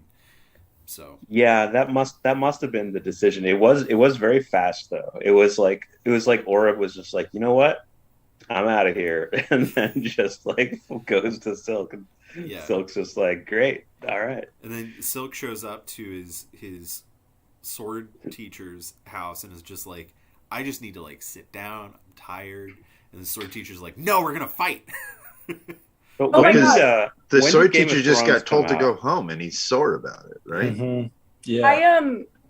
Maybe it's, I don't remember. Is this the chapter where he's like forcing Silk to fight? And for a second, Silk thinks he might die in this fight. Well, I mean, he might. I mean, because he's badly injured. Well, you don't get to fight when you're in the mood. You have to fight when it's time. In the middle of that scene, I started picturing Robin Williams playing Zephias, and then I went back and read it again with him the whole time, and I was like, this is perfect. Yeah, I can't picture anyone else talking like that. Yeah, he's got a crazy energy. It's every sentence. I was trying to do other things. I was trying to get like that sensei from Kill Bill, and it just doesn't work in my head with anyone except Robin Williams. I've been picturing him as like an anime character. Who's just But kind of Robin always Williams. screaming what they're saying. You know? I think it's crazy that you don't think of him as the sword master in Game of Thrones, and that's why I was like, the curious, Bravos like, guy. when did Game of Thrones come out? Because like it came out in the early '90s, right? Like what's the first book called? I think the first book is Game of Thrones. Yeah, Game of Thrones. like so, like they're like these sort of like Mediterranean sword master guys, which is an archetype. Yeah, like, but it's interesting. Like Ziphius to me actually seems like very similar to that character. Sure, I can totally see what you're saying. Yeah, totally. Game of Thrones comes out in '96. Oh, okay. Okay. For some reason, I thought it came out a little bit earlier in the '90s. Yeah, and Along Sun's last installment comes out that same year. Calde is 94. So. It's totally conceivable that Georgie read these guys. Yeah, it's very conceivable. I would kind of be shocked if he hadn't. Yeah, he probably did. He probably reads Gene Wolfe. Yeah, he must. Yeah. 2 grades. Hey, is anyone going to watch his new series based on Tony Hillerman's books? What is it? It's Tony Hillerman writes these noir detective novels that all take place on like a Navajo reservation, and there's like a detective who's at Navajo, and they all like revolve around Native American culture. I saw a commercial for this. What's it called? Dark Winds, I think. Yeah, so Martin and Robert Redford are the producers, and apparently the entire writing room is Native American writers. Oh, sweet. Yeah, I'm really. That reminds me, the new Predator is set in like when like Native Americans were like that movie looks prevalent good. people. I think it looks good. I forget what the tribe is, but I think there's a version of the movie. Like if you want to, you can watch it in that language. Yeah. Oh yeah. That's I really hope it doesn't suck because it looks good. Yeah, that sounds great. I bet it's going to be at least good. Oh, I bet. Yeah, I've to answer the George Martin Gene Wolfe question, I found a George Martin live journal post from 2015. Where he says, I would rank Wolfe as one of the greatest science fiction and fantasy writers of the past half century, right up there with Zelazny and Le Guin. Yet he remains without a rocket. He's basically arguing for Gene Wolfe to get a Hugo. in this post. Is Zelazny that good? I mean, he's considered iconic, good. I guess. He's also friends, like personal friends with Martin. I think they both lived in the Southwest at the same time before Martin was like really a thing. I have some Zelazny, but I've never actually read it. I have one. I've read it. I don't remember. I read the Ambers. Yeah. Wait, who was Zelazny's character in Wild Cards? Wild Cards. Yeah, Wild Cards is so good. I really hope they make that show. Was Wild Cards? I never read it. Wild Cards. So Wild Cards was Martin, and when he was in the Southwest he had this crew of other aspiring sci-fi writers, and they were all trying to sell stories and like make it. And they also played a role-playing game that was about, that was like a system that existed that they didn't invent, but that was about superheroes in the modern world. And they kind of like, they were doing, they all had their own characters and stuff. And at a certain point, Martin was like, man, I wish we could get paid to do this. And then they were like, I guess we could, let's just start making fiction about all these characters. And that was what Wild Cards was. Oh. It's like everybody writing stories set in this thing. And I guess Martin was the DM, so he's like the main editor. That's cool. Yeah, Super World was the RPG they were playing. Super Bowl. What was I want to remember, trying to remember who Zelazny's characters were, because every author had like their own main character, and they'd use each other's characters in the background. But Zelazny wrote a computer game in the 90s that I played before I even know who he was, called Chrono Master. It was actually really clever, because you ever play like an adventure game where you have like a character walking around the screens? You basically just click on items and try to like put items together and figure out little puzzles. You ever played a game like that, like King's Quest or something, but it's a science fiction version. But it was cool because your character is wandering through areas where time has stopped. And he has this time field around him. So whenever he interacts with other characters on the screen, like then they become part of time again, and then they start talking to him, like existing. Well, okay, so Zelazny's character was my favorite character when I was a kid and I read them. Like this guy Croyd Crenson, who the power he's called Croyd Crenson, the power, he's like a teenager, and the power he gets, he becomes the sleeper. The power that he gets is that he doesn't sleep normally. And then at a certain point, his body becomes exhausted and he goes into like a hibernation of indefinite length. And when he wakes up, he has a whole new body and like new abilities. Sometimes he's like a freak with no useful power. Sometimes he's like got immense supernatural abilities, but he has no control over what he becomes, and he has very little control over when he gets sleepy and how long he sleeps for. And he's super young. It was a really cool character. Croyd Crenson. Sleepy. Yeah. It was. And he has to go lay down because he's sleepy. in his first appearance. That was me all day yesterday. I did not get out of bed. His origin story is so great. He's like this teenager who's like going through this period of like intense insomnia, and it's ruining his life, and he doesn't know what to do. And he finally gets to sleep, and he sleeps a really long time, and his family's really worried about him, and he has to go to church. And then he's in church. I hope I'm remembering this correctly. If not, I'm remembering it better. He's in church and he starts itching, and he's itching really bad. And he's like starts scratching himself, and his skin is just coming off, and it's disgusting. But he can't stop because it's like so gross, and he wants it off himself. And he eventually scratches all his skin off, and he's this feathered giant like monster underneath, and he flies up and crashes through a stained glass window and flies away. Wow. Yeah, it was so cool. What if that happened to your kid and you just had to be like, oh, I don't know. Yeah, be the parents that have to deal with the church. Kids. I can't pay for that window. Damn, luckily, the everyone knew. Like everyone was able to understand immediately what was going on, because the source of all these powers was a giant alien bomb detonated over Manhattan. Oh. And all the people that had there was no mystery about the origins of the superhumans. Cool. Yeah, it's so good. I hope they make a show.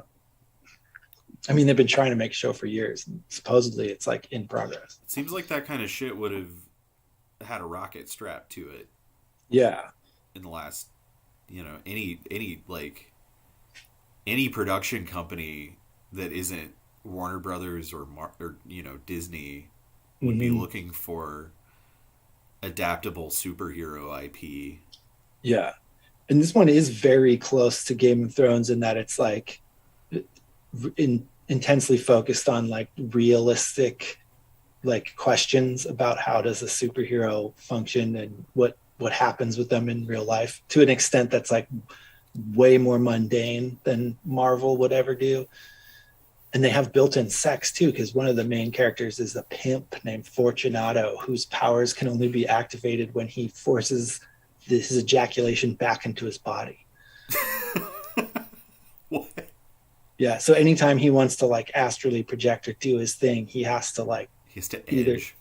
He has to complete, but then prevent it from leaving. All right. Yeah. Cool. I wonder who came up with that one.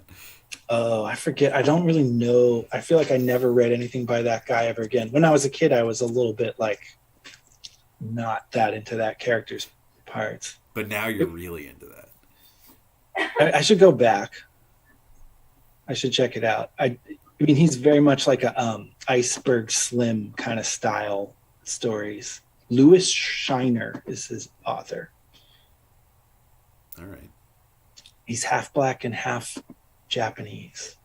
Refers to all his hoes as geishas. Oh, goodness.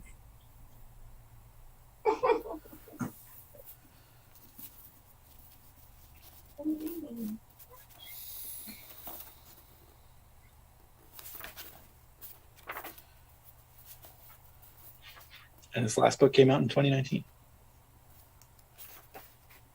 So this bit is where we find out that that Silk's a master swordsman. Yeah. I think this is also where you have to you're forced to start figuring there's some genetic engineering involved. There's no way there's not at this point. Well, this is also where I guess we hadn't talked about the Auk part where he's talking to Tartaros. Yeah, that's right after Ziphius. Yeah. Because I feel like that section also kind of starts to make it clear that Auk is meant for... Because Tartaros is like, you shouldn't be able to interact with me this way. Although I guess him being blind maybe has something to do with it. But like, because there's this whole deal about augurs and virginity? Nuns being able to experience the gods through the mirrors, but only because they're virgins. Well, but yeah, and Tartarus can't use a mirror. Well, Tartarus he's using a mirror. He just doesn't have any sort of physical representation because I get the appearances of the gods in the mirrors is based on their projection of what they think that they look like or should appear to be. And Tartarus was born blind, so he has no conception of what he would look like. Isn't also the requirement that someone be a virgin? Doesn't that come from Hera? That comes from Echidna, right? Yeah. And Tartaros tells Auk that Echidna's hold on him has been broken by his brain damage. That Echidna I feel like that's the in this chapter explanation of why he can totally hear Tartaros. That's the Dross explanation of why he can hear Tartaros coherently. Mm-hmm. When other people that are not virgins only get like this vague, non-verbal impression from the Theophanies. Yeah, doesn't he says something like just sometimes it messes up or whatever, which makes sense because sometimes computers don't work the way they're supposed to. It's a bug. Yeah.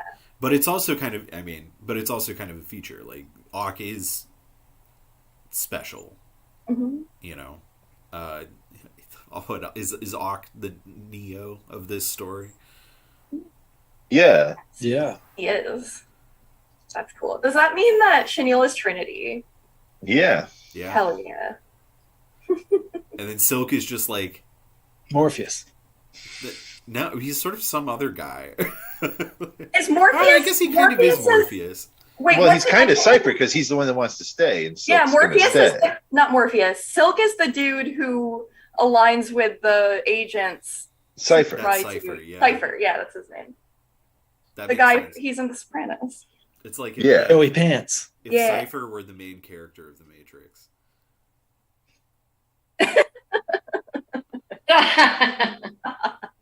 I like that. I think that would be cool. Cypher. Where's Joey Pants been? He's around. He did a whole bunch of work for a while, and now I think that he's straight chilling. Yeah, he's straight chilling. I saw Good for him. I would be too.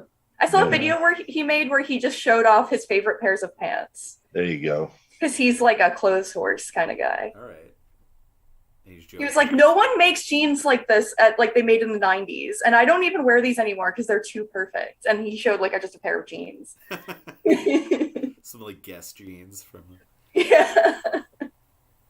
Jordache. Jordache. DoorDash. I was trying to think of that one, and I They couldn't. might have been Jordache. They literally might have been Jordache. Or Calvin Klein, one of the jeans guys. Everybody wears pants. Exclusively. Not everybody. Everybody. Exclusively meaning you only wear pants and nothing else. Yeah. Last time that we met and I was walking to Kirby's and I got a little lost. I saw like a 50 or 60-year-old man in a utility kilt stomping down the sidewalk. Ooh, that's fun. Haven't Remember seen one of when those. John Burt had that phase where he would wear those all the time? Wow. They're a choice. Go up to Sometimes you just gotta try stuff out. Yeah, sometime. Experiments. You might not get a lot of options, and so you go straight to the utility kilt. Yeah, that is a big thing I feel like with men's fashions is that your options are very constrained. Yeah. So like a utility kilt makes sense, I feel like, for a lot of guys. That's how I feel. That's kind of even how I feel about the man bun, the so-called man bun, is that it's like, well, you don't have that many options. Yeah. That's why I really am loath to give up the masks because I love having another thing I can make match. Yeah, that I that's can. so cool. Yeah. As a person who ties his hair back sometimes, a lot of man buns are real stretches. You see a lot of dudes tying back just a minuscule amount of hair. Yeah, the fold over is not a bun. That's its own kind of ponytail, in my opinion, my personal opinion. For men and for like everybody, for all the walks of life. If you just do the fold over, that's just a different kind of ponytail. It is terrible. You gotta do a spin. It has to have a good spin on it if it's a bun.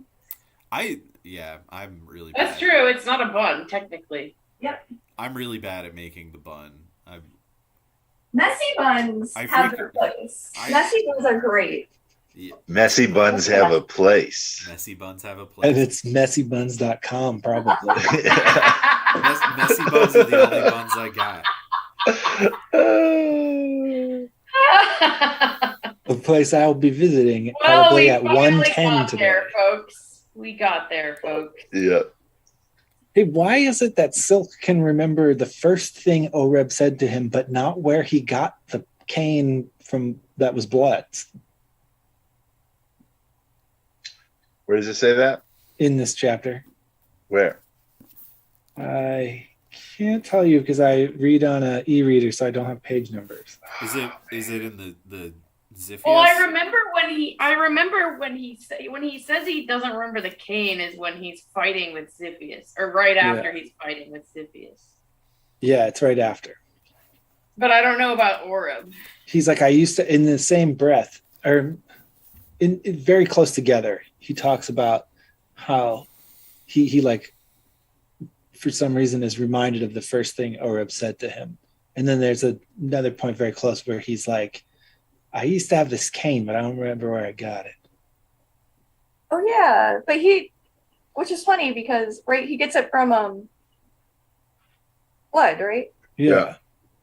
How can you forget that? I remember that. I think it's just Silk's ADHD attentive thing. Like, right? Well, he's just focused on what he's focused on, and the unimportant parts fall away. I think it's just that he's like real fucked up. Yeah, that could be. I mean, he's like sleep deprived. He's like fucked up physically. I think he's just like, in my mind, this is just like a signal of him just being like looped out. Yeah, you're right. You're right. Even like the phrasing of it, because he says, and then he just has to like fight this old man, and he's like exhausted after that too. It's funny that Ziphius doesn't even know who he is. Yeah.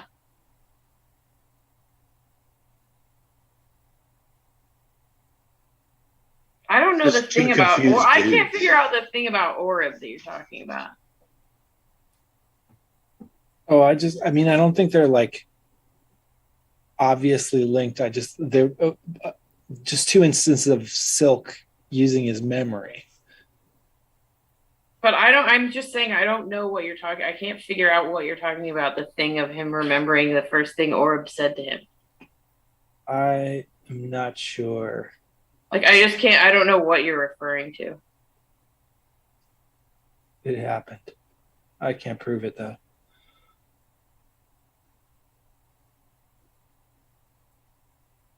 Well, then it's no good. Source? Is Ziphius genetically modified? Could be. He definitely could be. There's just a lot of odd parallels. Like, Ziphius doesn't know what's going on, but it's still sharp in a way that's similar to Silk. Like, they have odd focusing problems in a similar way. I feel like they're like models, like different versions of the same model almost, or something. Well, I mean, what's his face? Who was the Calde? Who was the old Calde? Tussa. He bought Silk's embryo, right? Right. But it's not like he had it manufactured. Like, he bought it. It's from a place. There's no reason to think that Silk would be the only one like that. Right, exactly. He bought one. He didn't buy like the only one. And Mucor too. Mucor is one of those. Right. Right. And they made other ones. They made Mucor. Oh, but those were the cats. The lynx, the cat. Yeah. And so in thinking, in keeping with the idea of Silk being both plant and animal product, and how we've been hyacinth being also a mineral. So Ziphius is a swordfish, right? So swords are minerals and manufactured as well. Shit. Yeah, I was thinking of how the swordfish, the sword is part of its body naturally. Right. So I feel like that argues also for him being like genetically designed. Yeah. The sword is continuous with the rest of him. I also have this theory of holy people being named after fish in this book that doesn't hold up and is totally wrong. There's just all sorts of holy people that aren't named after fish. Wait, you're saying Silk is plant? Yeah, like corn silk. The tassel at the end of corn is silk. Okay. I mean, it's called. Yeah, I don't know. Okay, I don't think we've talked about that. Have we talked about that before? We've definitely talked about hyacinth being. We've definitely talked about hyacinth, and we've talked about chenille. Because chenille is a plant, but it's also a fabric, like silk. And silk is a fabric, but it's also it's not also, it just is the byproduct of the silkworm.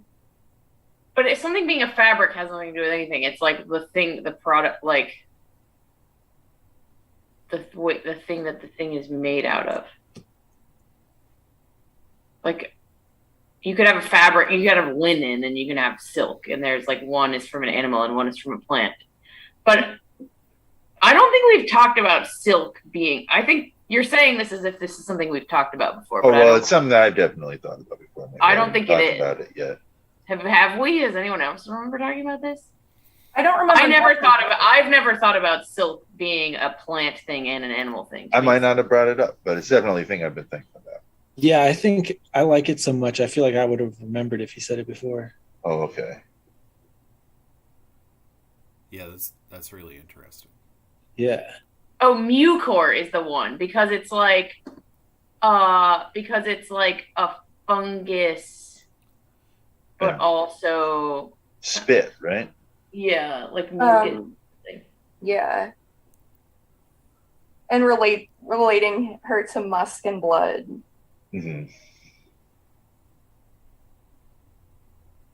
Rotten vegetable matter and iron oxide residue. Oh. What are you reading there? Where mucor commonly species are mucor is a microbial genus of approximately 40 species of molds. Species are commonly found in soil, digestive systems, plant surfaces, some cheeses, rotten vegetable matter, and iron oxide residue. Oh, well, that's where they're found. Yeah, that's where they're found. Yeah, I got excited. I was hoping that mucor means rust. Right. Which is the name of the drug. But mucor doesn't. But I mean, rust. It's found near is like. They're associated. Oh, yeah. Yeah. Oh, and blood makes a rusty residue, too. Mm-hmm. Rust, the drug. But chenille and silk being a fabric are important because Tessa is also a fabric. Yeah. They're in the fabric family. Yeah.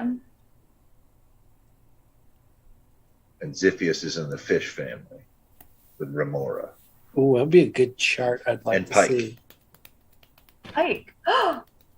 Moray kind of counts? Yeah. He's an eel. He's the Yeah, the thing about fish is there's no definition of what a fish is, really. Like fish is not a scientific word, so there isn't like fish is just kind of anybody who lives in the water, unless we don't really think that one. Yeah, dace also, I believe, is a fish. Is that a fish? Yeah, I think. Yeah. And he's a fisher man. Mm-hmm.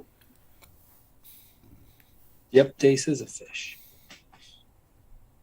Fish family. The common dace is its name, which is funny because I feel like he's a common. Yeah, he is very common. That's his distinguishing characteristic. Yeah. What? No. That cat talks. That's a talking cat. It's so annoying. I do. Go watch him doing it. Josie. You got embarrassed. Josie's asleep on the floor. I wish I could get her to talk because she talks in clicks.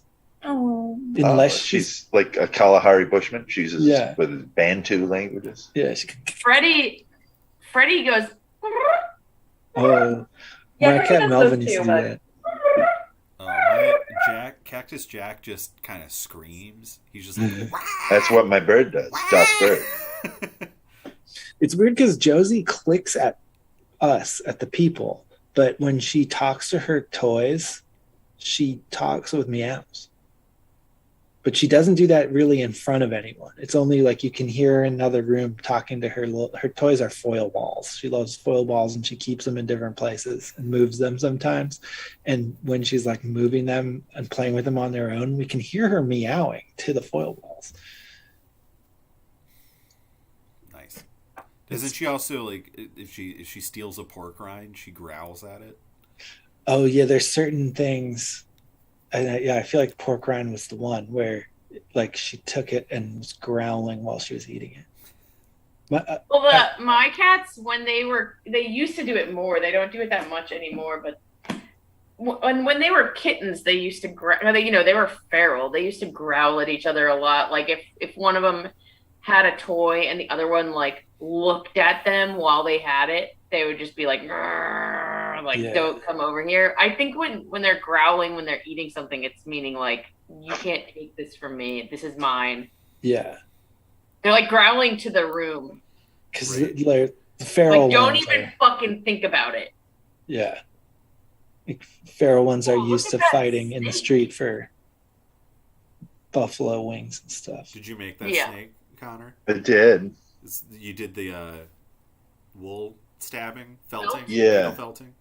Yeah. I made a little Orphic egg. That's cool. That looks good. Thanks. Have you stabbed yourself? Yeah. Madison? You guys want to know what I've been making? I've been making these mobiles. Oh, nice. Ooh. What is the material?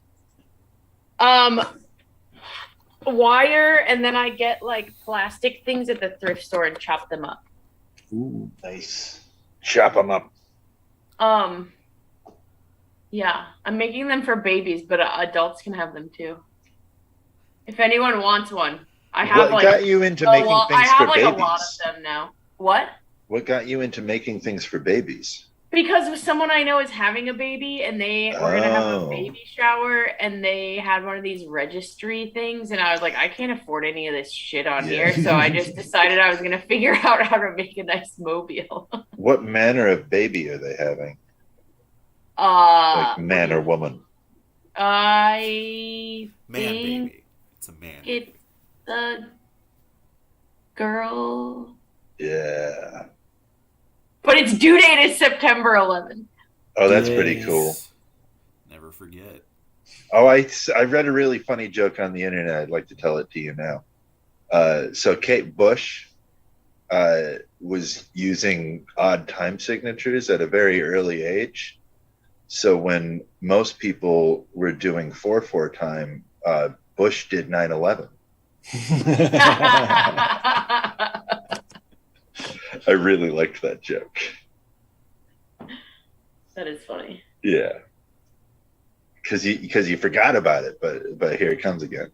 I'm gonna tell that to my band today because we have band practice and we really try to stay away from 4/4. Yeah. I mean, we do 4/4, but it's like we try to stay away from it. Yeah. Sometimes it's inevitable. Well, try to do 9/11.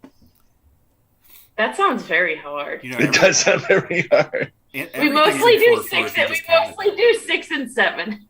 Yeah. Which is funny because after almost every time we play, afterwards, someone comes up and is like, 7. Yeah. Which I really think is funny every time. I'm like, yeah, 7. Why no 5? Like Spoon Man. I don't know. I mean, I think it's not out of the question. I think we just gravitate towards 6 and 7. Connor had to dance to a song that I did in 5 in a play once. Wait, what? Madison choreographed a dance that you did with Slammer in 3s, yeah? Oh, yeah. And that song was in 5. Yeah. It's interesting.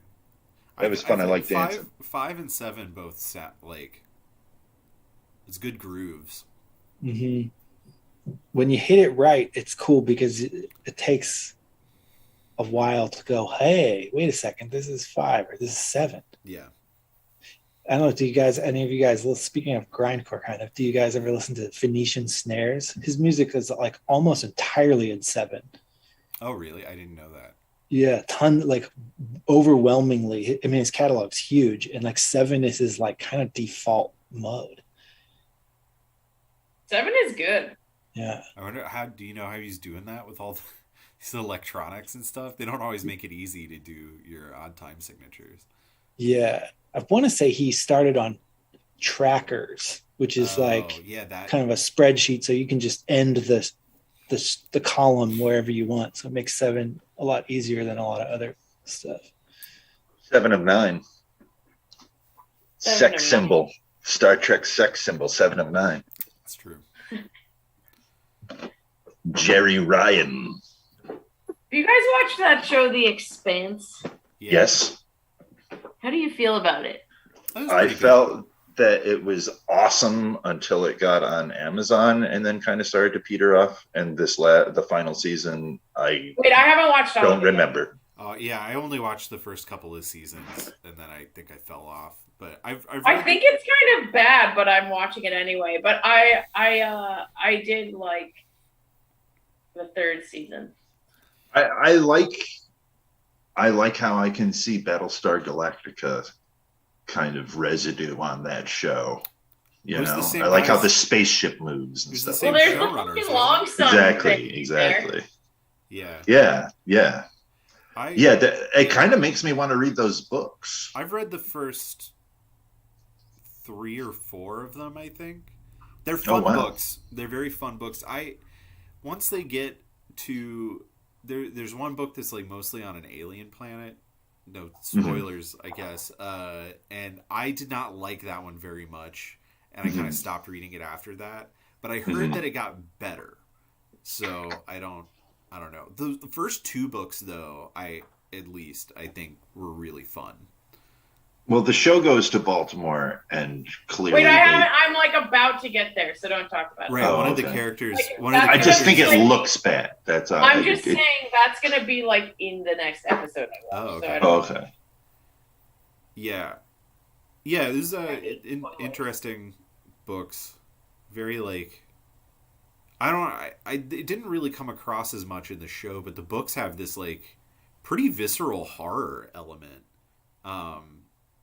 With like, you know, the disease thing that happens and everything. Like it's really like, I don't know, it's like a zombie movie at points, and I don't think the show really did as much of that. I guess there's some of it, but I had a theory that was a show for people who like power tools, and then one of the spaceships was named DeWalt. Well, I like power tools, but I do think the show is kind of bad. But I'm watching it anyway. Are you a Battlestar Galactica fan? I liked it when it was out. I watched it. I haven't seen it since then. I tried to watch it with Kenny, and he just like couldn't do it. It's been like 13 years since I've watched it. I did like it. Some It of it did- is bad though. Some That Battlestar first Galactica episode, I was like, "Fuck, I can't really make an argument for this to you." Like, it didn't like. It feels very dated now. Yeah. Well, the first episode was not the show. Like, it goes off in. But Kenny was completely just like, different direction. "I can't fucking. This is." You got to sit through the 7 style episodes of it. before Sci-Fi Network just let them do the show they wanted to do. You got to wait. The style of it in that first episode is difficult to convince someone who hasn't seen it that it could be good after that. But Like, in the 4th season, you're experiencing emotions that you can only experience on that show. I mean, maybe you can talk to Kenny about it. Okay. But there's these like just brutally corny, like gratuitous sex scenes, and like Oh yeah, you got to be into dialogue that. is like so stupid. Like, it's that You gotta first be into episode that, too. really is kind of embarrassing. I was like, fuck. It was made by the Sci-Fi Channel. Yeah. It was. Yeah. This is pre-prestige television, you know. Yeah. Really, so it was. Yeah, the bar it was not pulp. high. Like, they're making pulp TV. Their big competition is Lost. Just tell him that Lucy Lawless shows up, Mhm. and then he'll be on board, and Yeah. he'll want to watch as much as he can. Yeah, the character development in that show, I think, is amazing. Definitely ends up in a totally different place than it starts. So Yeah. Maybe we'll try again one day. Yeah, just mention Lucy Lawless. I'd say He'll be like, huh. I think if you're thinking about it more from a place of like that like late 90s early 2000s TV, like the Sam Raimi produced stuff, like syndicated stuff, or like Voyager, you know, like it's more on that, you know. I don't know, maybe Babylon 5. I haven't watched Babylon 5, so I can't really. No, I really, really want to speak to that, but it's hard to get past that first episode. Yeah, that's what what I got do me. the same thing. I've never been able to get past the first episode either. It's so ugly. Yep. But everybody swears by how amazing it is, Yeah, my and buddy like how Adam is- philosophical. And... What about Farscape? Is that good? That's the Henson one, right? That's the Henson one. Oh, you know a funny thing about Babylon 5, created and produced by J. Michael Straczynski, who was also running or at least writing a lot for, I think, beginning of the 7th season, Murder, She Wrote. Ooh, love Murder, She Wrote. Yeah. Jessica Fletcher. Yeah, man. Well, there's like a noted like tonal shift. It's like this show had been running for a certain amount of time, and then starting, I think, with the 7th season, they like have Jessica Fletcher like goes to teach like criminology at like NYU or something, and it's like a little bit grittier than the earlier stuff. It's interesting, but yeah, the Babylon 5 guy was like writing a lot of that stuff. That's cool. Anyway. Babylon 5. Anyway. What else happens? Oh, there's a funny Robot quote Buddy. in the post-Ziphius Silk part. It says, once invoked, logic was like a god. One might entreat a god to visit one's window, but if a god came, it could not be dismissed, nor could any message that it vouchsafed mankind be ignored, suppressed, or denied. This is kind of almost verbatim Jung. But also, I think kind of Taoist, which makes sense. Well, yeah, Jung was pretty Taoist. Yeah. Taoism whips. It does. It really gets to the root, I feel like. Yeah, take that, Buddhism. Buddhism wishes.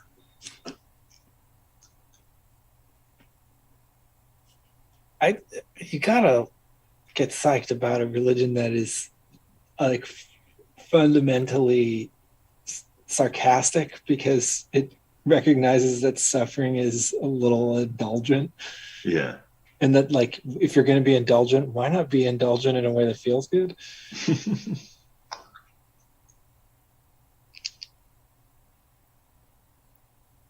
It's like, do your thing, but you have a choice. So why not drink the wine by the river instead of crying in one?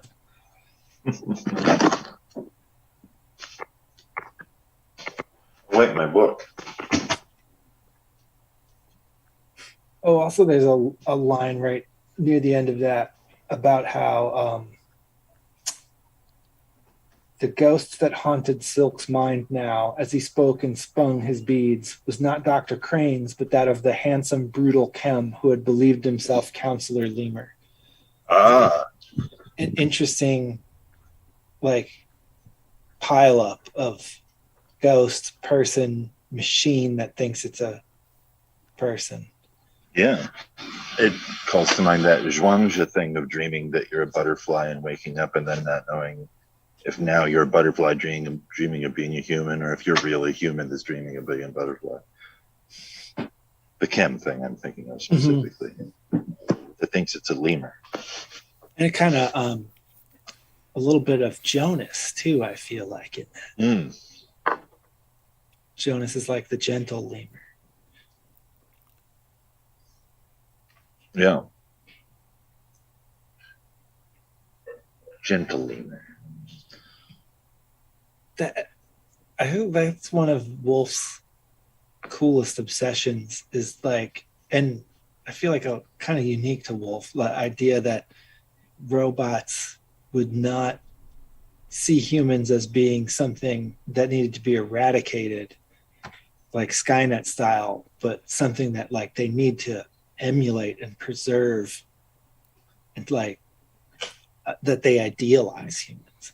Well, a big thing that's going on in that thought right now is, why would computers need to destroy humans? They would find us inconsequential and just move us around. Yeah. Like, which is what's happening. Computers are getting us to buy stuff. They're not trying to kill us. Well, because our versions of narratives are always self-aggrandizing. Mm-hmm. That's the reality. Yeah. Like, we have to think of ourselves as the most important, like, thing. It's interesting because it calls to mind this thing that I read about what America thinks about Native Americans. And I don't know if I endorse this argument exactly or what, but this person was saying white people didn't come over here and kill the Native Americans. The Native Americans repelled white people for hundreds of years and then were wiped out by a pandemic. And that's how white people got over here. But white people have rewritten it that they physically came over here and slaughtered them because white people think they can do something like that. Mm-hmm. Yeah. Well, anything bad that happens is like a mistake on the part of humans, because humans have complete power and can make anything happen. Right. So if something did happen, a human is responsible. I mean, I think the kind of like funny, like symbolic version of that too, of like the monument to the thing that you're talking about, Connor, is like, I always thought it was so, the thing that when I was in Peru for a while, the thing that I always thought was so funny is like, you have this like really old Inca architecture there. Cause like it was built so well that the Spanish like couldn't demolish it. Like they physically couldn't undo the things that were built there. Like not only, and then they just like build these like the Inca were doing this shit where like they were precision form fitting these like stones together with like no mortar. They're like super tight and these like giant stones. And then like, and you'll see like an old Inca wall that has like a Spanish wall built on top of it. That's just like shitty rocks with like shitty mortar. And you're like, and it's just like the funniest possible thing that like they like that somehow the Spanish still were able to think of themselves as like superior. Yeah. Even though you like can't even take their building down. Like you definitely can't build what they built, but you can't even like get rid of it. You just have to like use it because it can't be taken down. I just like thought it was so funny all the time walking around there. Yeah. And even the like brutal conquistador like destruction of Inca is only possible because the Inca had generated so much ill will with the rest of the people on the continent that like the Inca were ready to fall. It just took one unplanned kind of disruption of the status quo for everyone else to be like, cool, this is the time those fuckers get what's coming to them. But so it's interesting to think that the same culture thinks that if we create these robot enemies, they're going to want to wipe us all out, but really they don't need to. Yeah.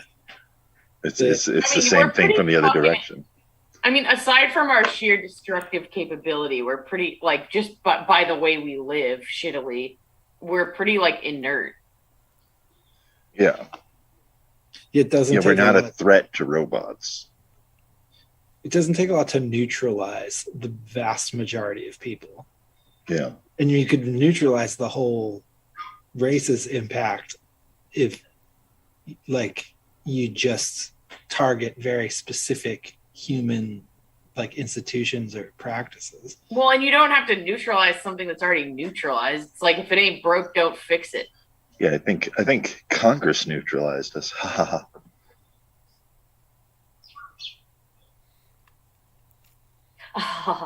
Yeah. It was a bad joke. Am I missing? Well, can you walk me through it? Oh, Congress has made it so that we're not doing anything. Like, we as a culture are incapable of doing anything because Congress has arrested us. It was a bad joke. Yeah. Well, things are. I mean, it's the same thing going on in Viron. Exactly. Yeah. Things are too precarious for it to be like okay for anything to change.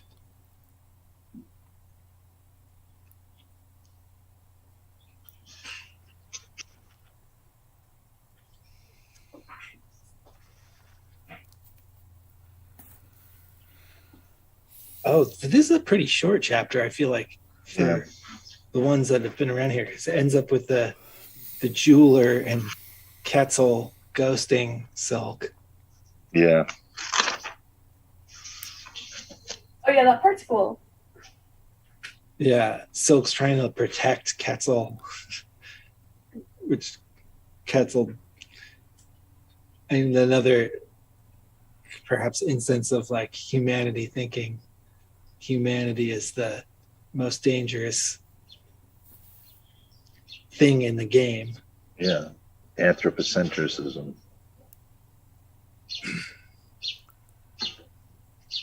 It's funny because there's like the climate skepticism thing is now, yeah, I feel like getting more exciting because it's moved on from being people that are like, nah, we're great, to people that are being like, there's really good records in the Middle Ages of like insane climate situations. That's like total hundreds of years before industrialization. That there's way too much arrogance going on right now, attributing all of the climate fluctuations to human behavior, when like the Earth does climate things for reasons that have nothing to do with our particular actions. There's like a whole year in the I think it's in the 1500s where there's no winter or rain. It's like the whole year was described as being July. Yeah. Well, and there was that week of darkness too. Yeah. There was a year like, in 600 where it was winter a whole year because of Krakatoa. And there was like a 9-month almost uninterrupted rain. When we lived on Calvert Street, Connor, I swear to God, there was a summer where for almost 3 months, there was more days with thunderstorms than there weren't. Yeah. They were sometimes really short, but I remember the summer, like not that long ago, where there was so many thunderstorms that it was like the whole summer long. I remember being like, really? This is so cool. I mean, we tend to have a pretty there's a wet season around here. That's like late spring into early summer, I feel like.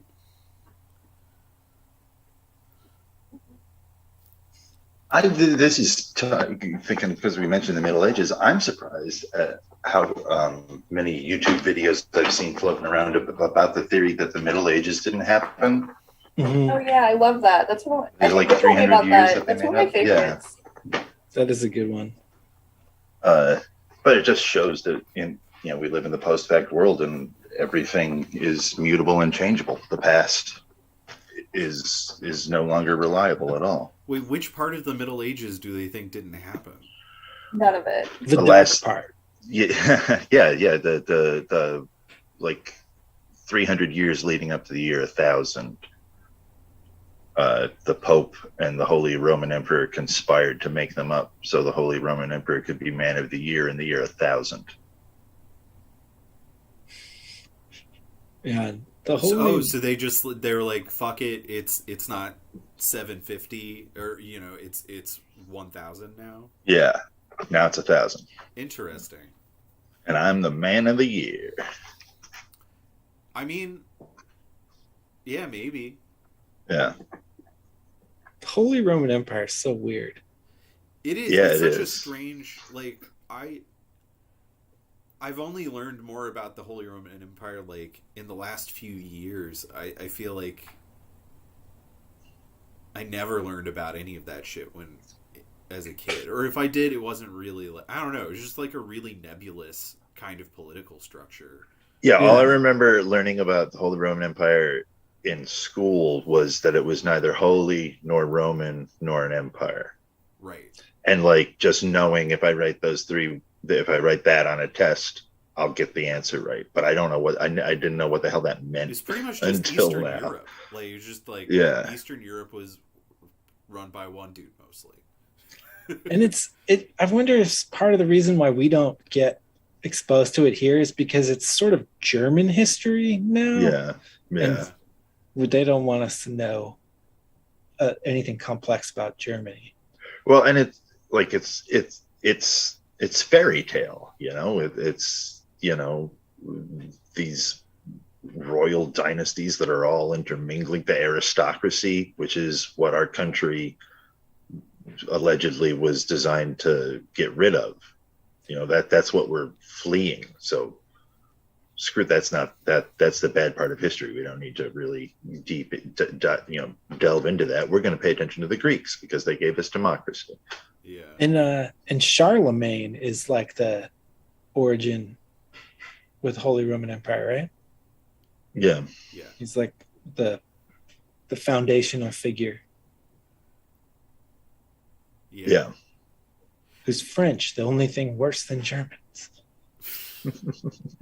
I think, I feel like in school, I probably had like one semester in middle school of like European history, and then everything else was either American, Alabamian, or world history. And I feel like world history usually doesn't, like, I don't know, there just tends to not be that much coverage of the Holy Roman Empire.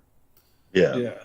Or the Ottoman Empire either. I feel like got really shafted in my education. Actually, I just read this book about it's about Mennonites, but in what is now Uzbekistan, and like that region, like Central Asia, is sort of another place that it's sort of like Eastern Europe is this like weird blind spot for a lot of people. Like, you just don't know much about it. It's also just like so soupy. Like, there's so many different. It's like the crossroads or whatever. Yeah, it's all this like Silk Road stuff. Like, there's deep history in all of those countries, but they weren't even countries until like the 90s because they were Soviet states, and then before that they weren't unified in that kind of very modern geography. They got writing very late, so we can't go that far back. Yeah, like really big oral traditions. And I don't know, it's fascinating. Like, Uzbekistan sounds amazing. It sounds like a really My favorite restaurant place. in Baltimore is an Uzbeki restaurant. Oh yeah, which one? What is it? What's the title? It's called Silk Road Bistro. It's on Reisterstown Road in Pikesville. Okay. It's the best restaurant in Baltimore, in my opinion. Wow.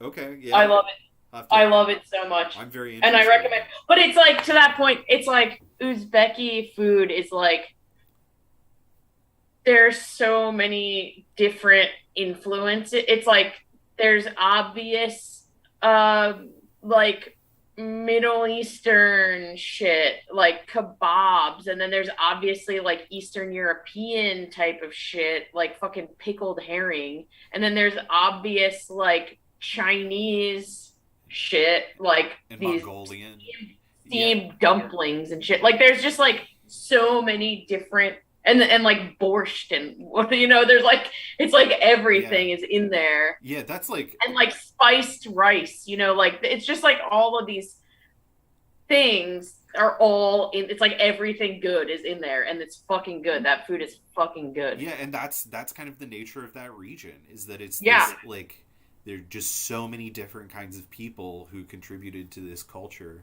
and like Islam also being like a major guiding force there. I don't know. It's fascinating. Like, it sounds really, really interesting. Gotta go eat. Yeah, I'll have to check out Silk Road. That sounds really cool. You have to get all that. They have like all these really incredible salads too. You got to get all the salads. All of them. All the salads. And like, they cook the lamb like better than anyone else. Put it on one of the salads. They have a beef tongue salad. Ooh. They have a lot of really cool salads, but they also have they have a lot of non-meat salads, mostly non-meat salads. Really fucking good. I like meat. And you can have a party of like 25 people there, and they don't even like bat an eye. I don't think I could pull together a party of 25 people these days. Will the Kardashians ever do like go through like an Armenian pride phase? They could bring I feel like some of this world to our pop culture if they wanted to. That's true. Armenia is If they wanted too. to. A lot of people don't Yeah. know. Like that's just. But like Kim's in flux, like I feel like she might land on it at some point. Maybe. I would hope so. Be exciting. Kim Kardashian is kind of Jolenta. Yeah. Yeah. Yes. Is she still? Does anyone follow her? Like, is she still going for the law thing, being a lawyer? Oh yeah, That would be exciting. She looks like. I watched a couple episodes of their TV show. Yeah, and she was. But she had a TV show about becoming a lawyer. It's part of like her show, like the show about the family. I'm not exactly sure it is. Sarah was watching it, but yeah, she is studying supposedly to be a lawyer. It didn't seem that serious to me, but I maybe she is. I can't tell you. All There's that I some remember, very silly lawyers out there. Well, she met with Trump, right, as part of that phase. She met with Trump to try to she did a good job of meeting with Trump. Yeah, she was getting somebody pardoned. Maybe she would be a great lawyer. Well, isn't that what inspired her to start getting into the law? Is that that to try to get that some Texas woman off of death row or whatever.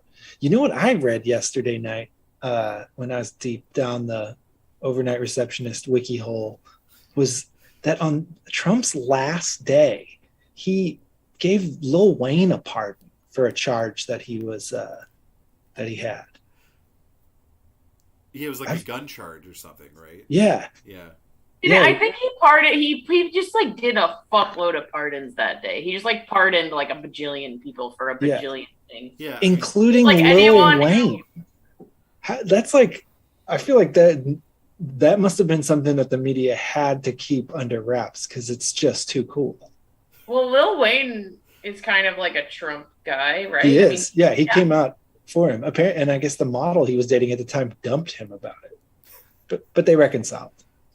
That's good to hear. Well, she's gotta do her PR thing or whatever. Right. Yeah. I think gotta do their PR thing. Yeah, her people were like in crisis management mode, and then I think once it blows over, I mean nobody gives a fuck. Yeah, I mean they're probably hanging out the whole time. Donald Trump. Lil Wayne. I can't believe he hasn't died. Pretty amazing. I mean, everybody dies at some point. So. Yeah. I mean, I guess he has seizures like regularly. Oh, really? Yeah. They say it's because he's epileptic, but I feel like it's definitely linked to the lean. That documentary about him is so insanely bleak. Oh, yeah? Yeah, like it kind of at a certain point just takes a turn and like can't not be about his usage of codeine, and it's like every person in his life is terrified about how much he drinks codeine. That sucks. You shouldn't do that. Straight codeine? What? He drinks straight codeine or like cough syrup? Well, I mean, it's like lean. It's like medical. Yeah, it's lean. It's medical grade stuff that is with mixers. Interesting. Is that good? Has anyone here ever drank that? It sounds great, actually. I've never had it, but yeah, it does. I mean, I'll never ever get my hands on any. It's just not going to happen. But it sounds interesting. It's pretty good. Yeah, I would drink that. I do it once. You've got to do everything once. Rasputin said that. Did he? Except maybe. Yeah, his whole thing was you got to commit every sin to be able to be redeemed for every. Like to get the real big redemption, you have to commit all the sins. King. But if you're doing the sin on purpose just to redeem yourself, does it count? I mean, Rasputin was poisoned and shot and thrown in a river, and he was still crawling out of it. So it seems like maybe. And his penis is still alive. And it was huge. Yeah. Huge dick. Too and big he to could fail. do whatever he wanted. He went into the fanciest restaurant in St. Petersburg where all of the politicians and their wives were dining and just pissed in the middle of the floor. Neat. Well, you know how he did that, right? Was that magic? He he bet the restaurant owner that he could pee directly into a cup on the other side of the room. And oh, really? Yeah, $300 rubles. And he was like, and the restaurant owner was like, what? There's no way. There's absolutely no way. And so Rasputin pulled out his famous thing and just peed all over the floor and all over everything. And then the guy, the restaurant was like, cough up those rubles, buddy, man. You did a horrible job. I don't know why people think you're magic. And Rasputin goes, 1 second. And he crosses the room and he goes to some Romanovs or whatever that are over there. And they hand him something. And then he goes back to the restaurant owner and gives him the 300 rubles. And the restaurant owner is like, why are you happy about this? You lost this bet. And Rasputin says, you see those Romanovs over there? I bet them 600 rubles that I could pee all over this restaurant and you would be happy about it.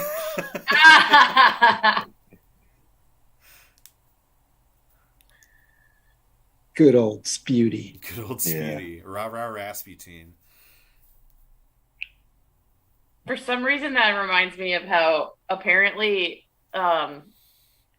Salvador Dali used to always pay his bar tabs in checks because he knew that his signature was worth more than the tab and they wouldn't cash it. Oh, that's a really cool life hack. Who had kind of an opposite situation with his wiener as Rasputin, because Dali had that huge bone deficiency. That's why there's crutches in so many of his paintings, and that's why the clocks and everything are wilting. He's sad about his wiener. Yeah, because impotence was like a humongous, force in his life. He had an overbearing wife that was like 15 years older than him. Gala. I watched a YouTube video about it recently. It was amazing. And while he had the wife, when he got older, he dated some French model, and the wife was like, as long as you keep painting, I don't give a shit. I want my money. I'm buying a house. She's awesome. And that was, but she was his goddess, and he would do anything. His penis not working makes sense in terms of this relationship with this woman controlled his whole life. And he didn't know how to pay for things. His wife would do it. She ran his life. That's one thing I would love to go to medical school and figure out to be able to add to the, the sex change science. It's figure out a way to induce, not the serious chronic impotence, but the common situation of not being able to get it up, whatever. To be able to medically induce that? Well, to be able to make it something that is a part of a sex change experience. I feel like that's something that's being withheld unfairly from people who, transition to. I'm so confused. What are you talking about? Yeah, what? I don't. Yeah, it doesn't make sense. No, I mean, I'm saying you need you can't fully become a complete male until you have the possibility of not being able to get it up when you need to. Wait a second. Has there been there's a couple steps here. That, I feel like the science isn't perfect until it can offer that. Well, I don't think science will ever be perfect. Does it currently offer a constantly erect penis to someone? It offers one. It offers one that is erect on demand without fail. Is that right? Yeah, it's mechanical. Fuck up sometimes, man. But it's mechanical. Okay, but it's not a psychological thing that's causing the fuck up. It's a purely, mechanical failure. I don't know. I feel like there's no need for us to impose anything on people getting sex changes. I feel like if they want to opt for that level of authenticity, they can. We don't need to weigh in. Yeah. Stay out of this realm of cultural criticism and exchange. I'm giving a gift. I'm giving like a part of I feel like of of But you're not a maleness. dick scientist, so you're not giving anything. You're just theorizing. Psychologist. An armchair oncologist. Right, but that's how all dick science begins. That's how all dicks. It belongs in a lab. Okay.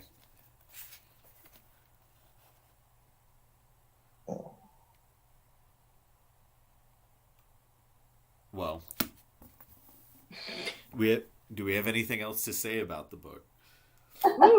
Well, this chapter was short.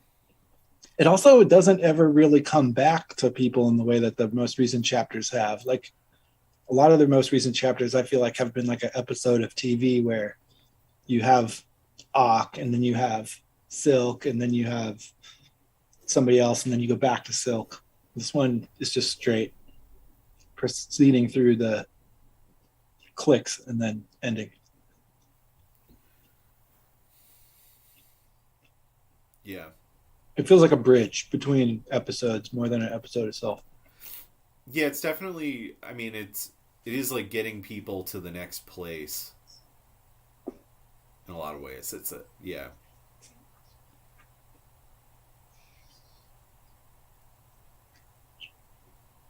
Like the biggest thing that happens is the appearance of Tartarus, I think, which is funny because if it were an episode, that would be just nothing. It would be a black screen. Yeah.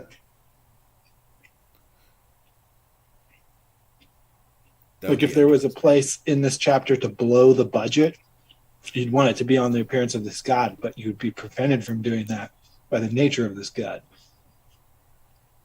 Yeah, you'd have to just do a really great audio recording.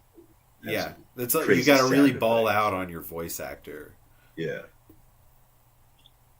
Like, I watched the new Dune again recently, and I really like what they did with the voice. You'd have to do that kind of stuff, like crazy effects on the voice. I still haven't watched that. It's really good. It's beautiful. I love it. I think it's great. All right. I'm going to say it again. I like it.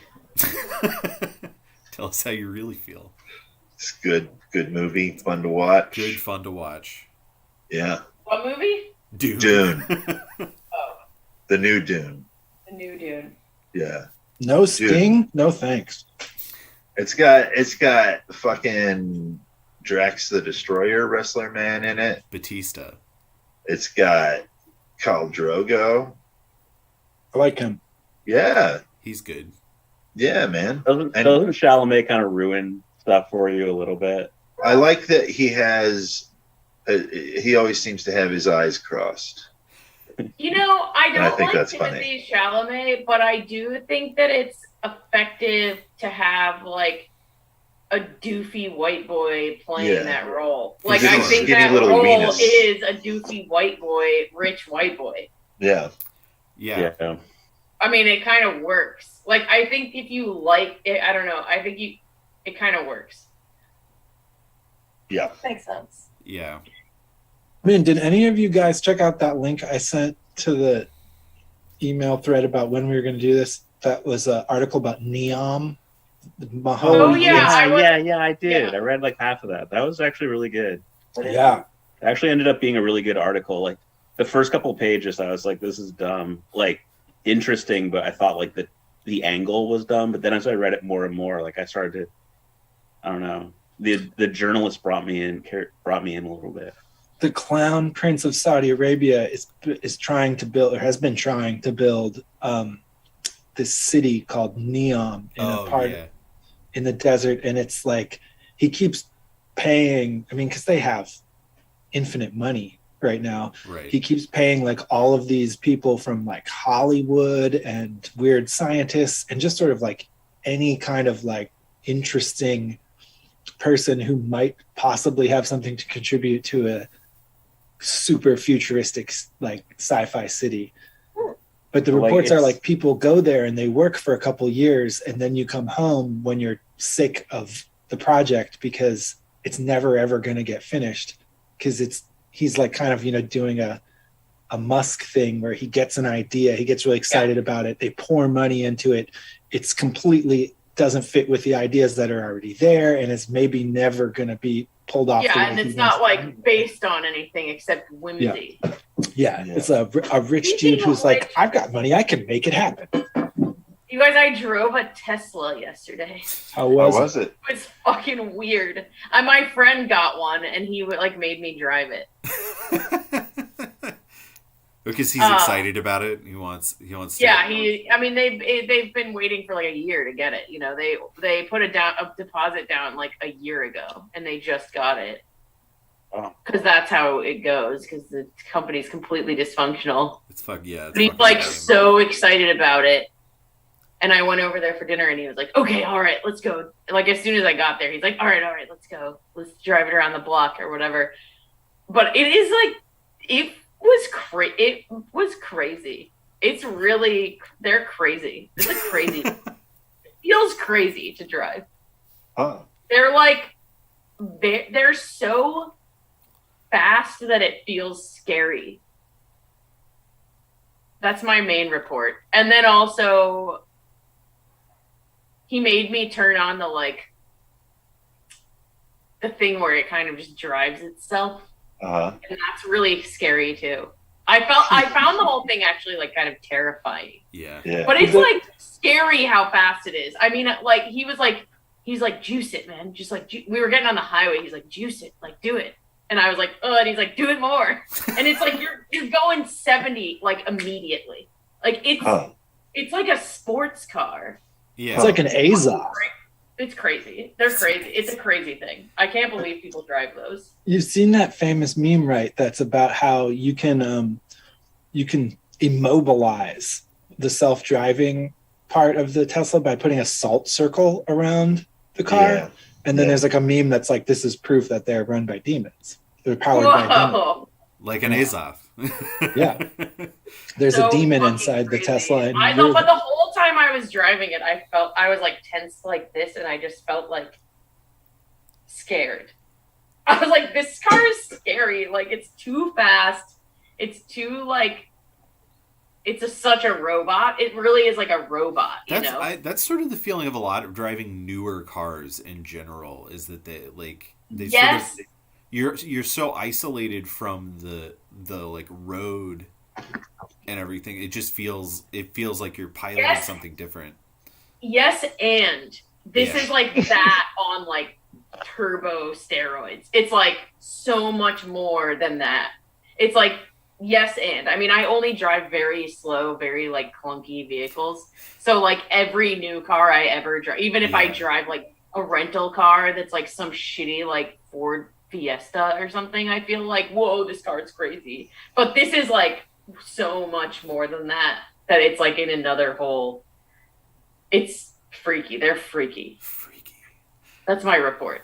All right. I drove a Tesla and it freaked me out. Yeah. There you have it. Is there a dashboard on it? Like, how does that work? Like, there's like a giant computer like monitor. Basically like a tablet. Right. Okay. Into the middle. Yeah. They have a holographic steering wheel that comes out of it. No, it has a real steering wheel. Boring. Did it catch on fire while you were in it? It did not catch on fire. It is like still phone. They've only had it for like 3 weeks or something. So this time. Yeah. What is repairing a Tesla like? Like, what if that thing needs repairs? You have to take it to a Tesla you definitely shop. Can only do. I'm sure you can only do it at the dealer. And like, I don't. That seems unsustainable to me. Like. Well, it's a luxury. Know. It's a luxury vehicle. It's not. Yeah. It's not a middle of the road consumer thing. It is a luxury vehicle, and so they get to call the shots like that. I mean, I looked under it. Brick your car if they want to. Yeah. What? Yeah, they can brick them. Yeah. Oh, definitely. The whole thing is controlled by the phone. Like, you don't have a key, you just have your cell phone. You get in it, and it's like your cell phone is how it knows, you know. It just seems so misguided. Everything about it just seems like the worst idea. Like a patently terrible idea. Yeah.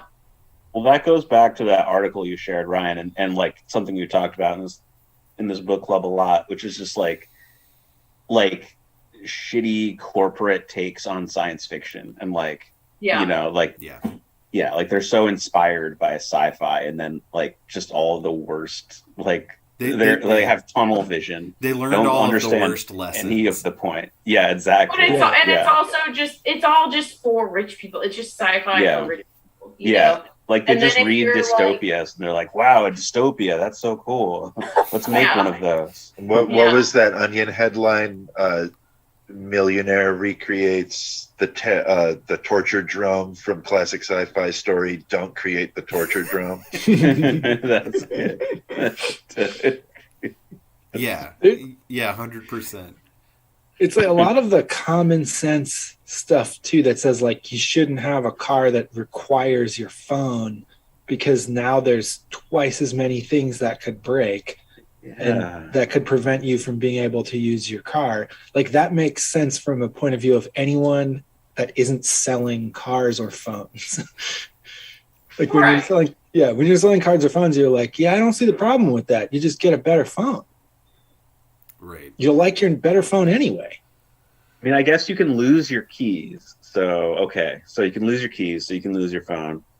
But your keys don't run out of batteries sometimes. Like, there is also this, like, it's not, the phone isn't the only way. There is also this, like, car, like a credit card shaped thing that you can keep in your wallet that you can also like open and start the car with.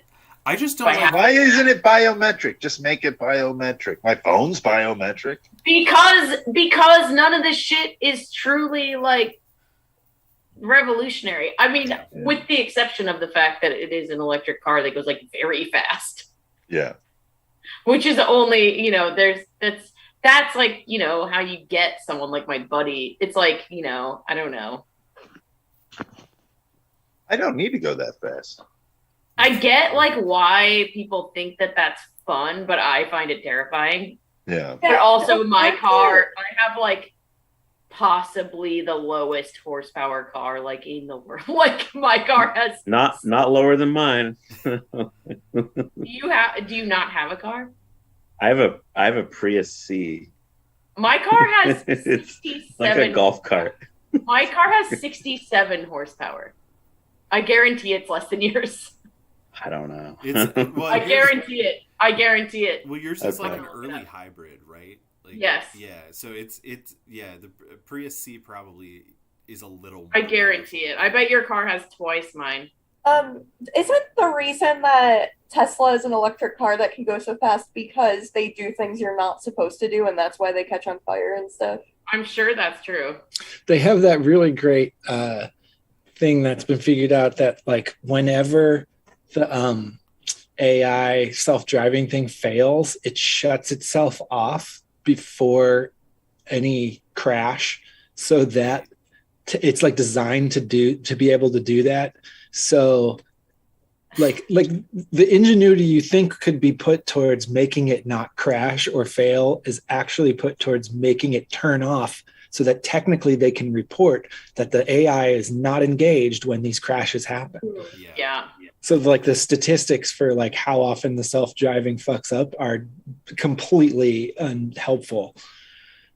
All right, Tim. My car has 1/3 less than yours. My car has 2/3 the horsepower of yours. Man, yeah. Merging onto the highway must be a thing. Well, it's also a stick, so you can use the torque when you need to. Yeah. But it is very slow. Yeah. Yeah. It like doesn't go up hills. It doesn't like to go up hills.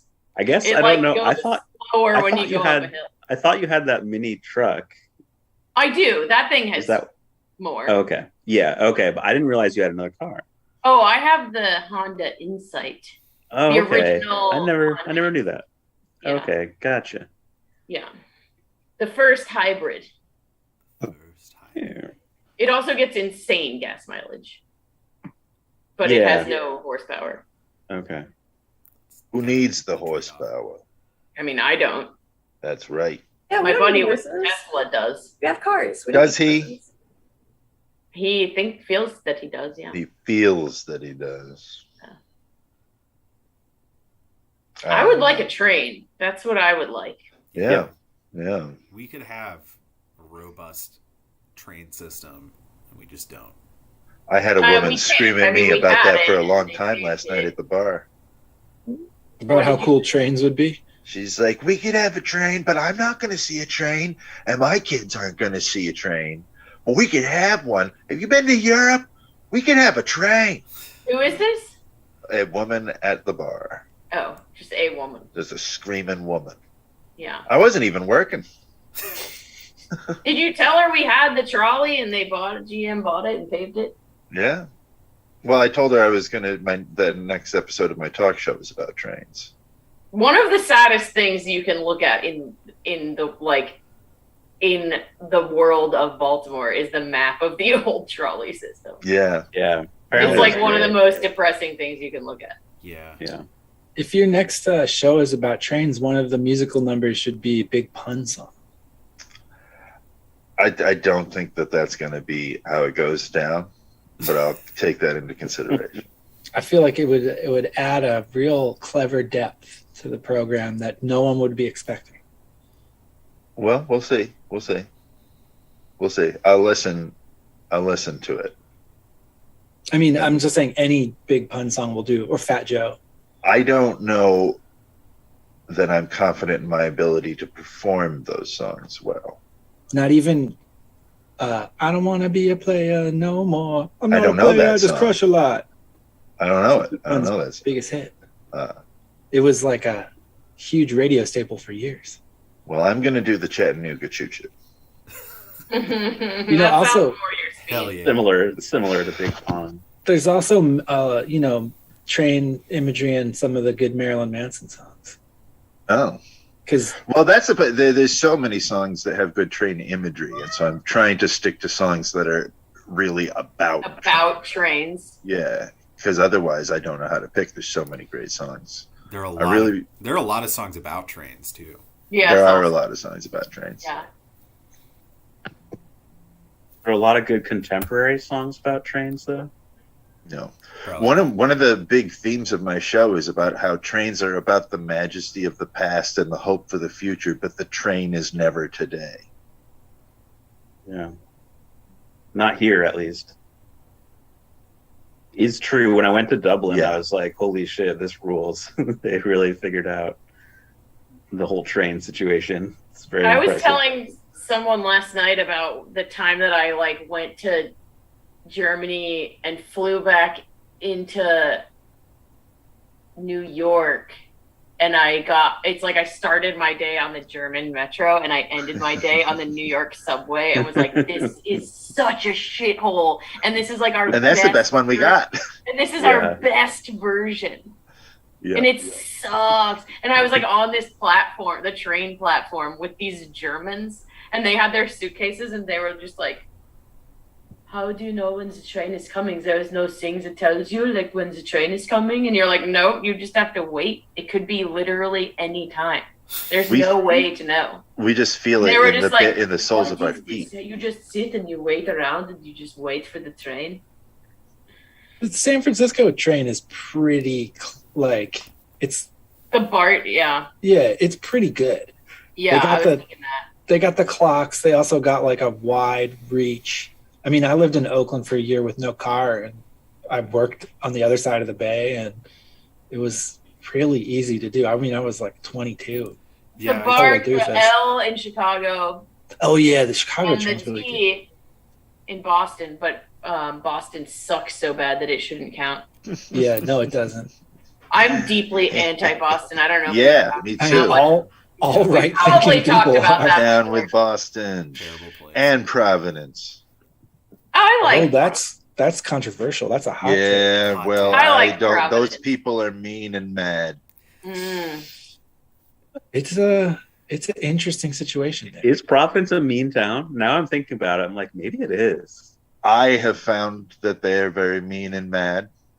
Pittsburgh. I think it's weird. They I've had definitely nice think you They ain't got a shit. chip on their shoulder. I've had nice times there, but I am Yeah. ready to reevaluate next It's time I go. very possible to have a nice time with a bunch of mean, mad people. It's true. Yeah, I was married. I mean, to Providence. I generally hate New England, so Yeah. it's not like a hard sell for me. Pittsburgh is a mean place. The people there are really.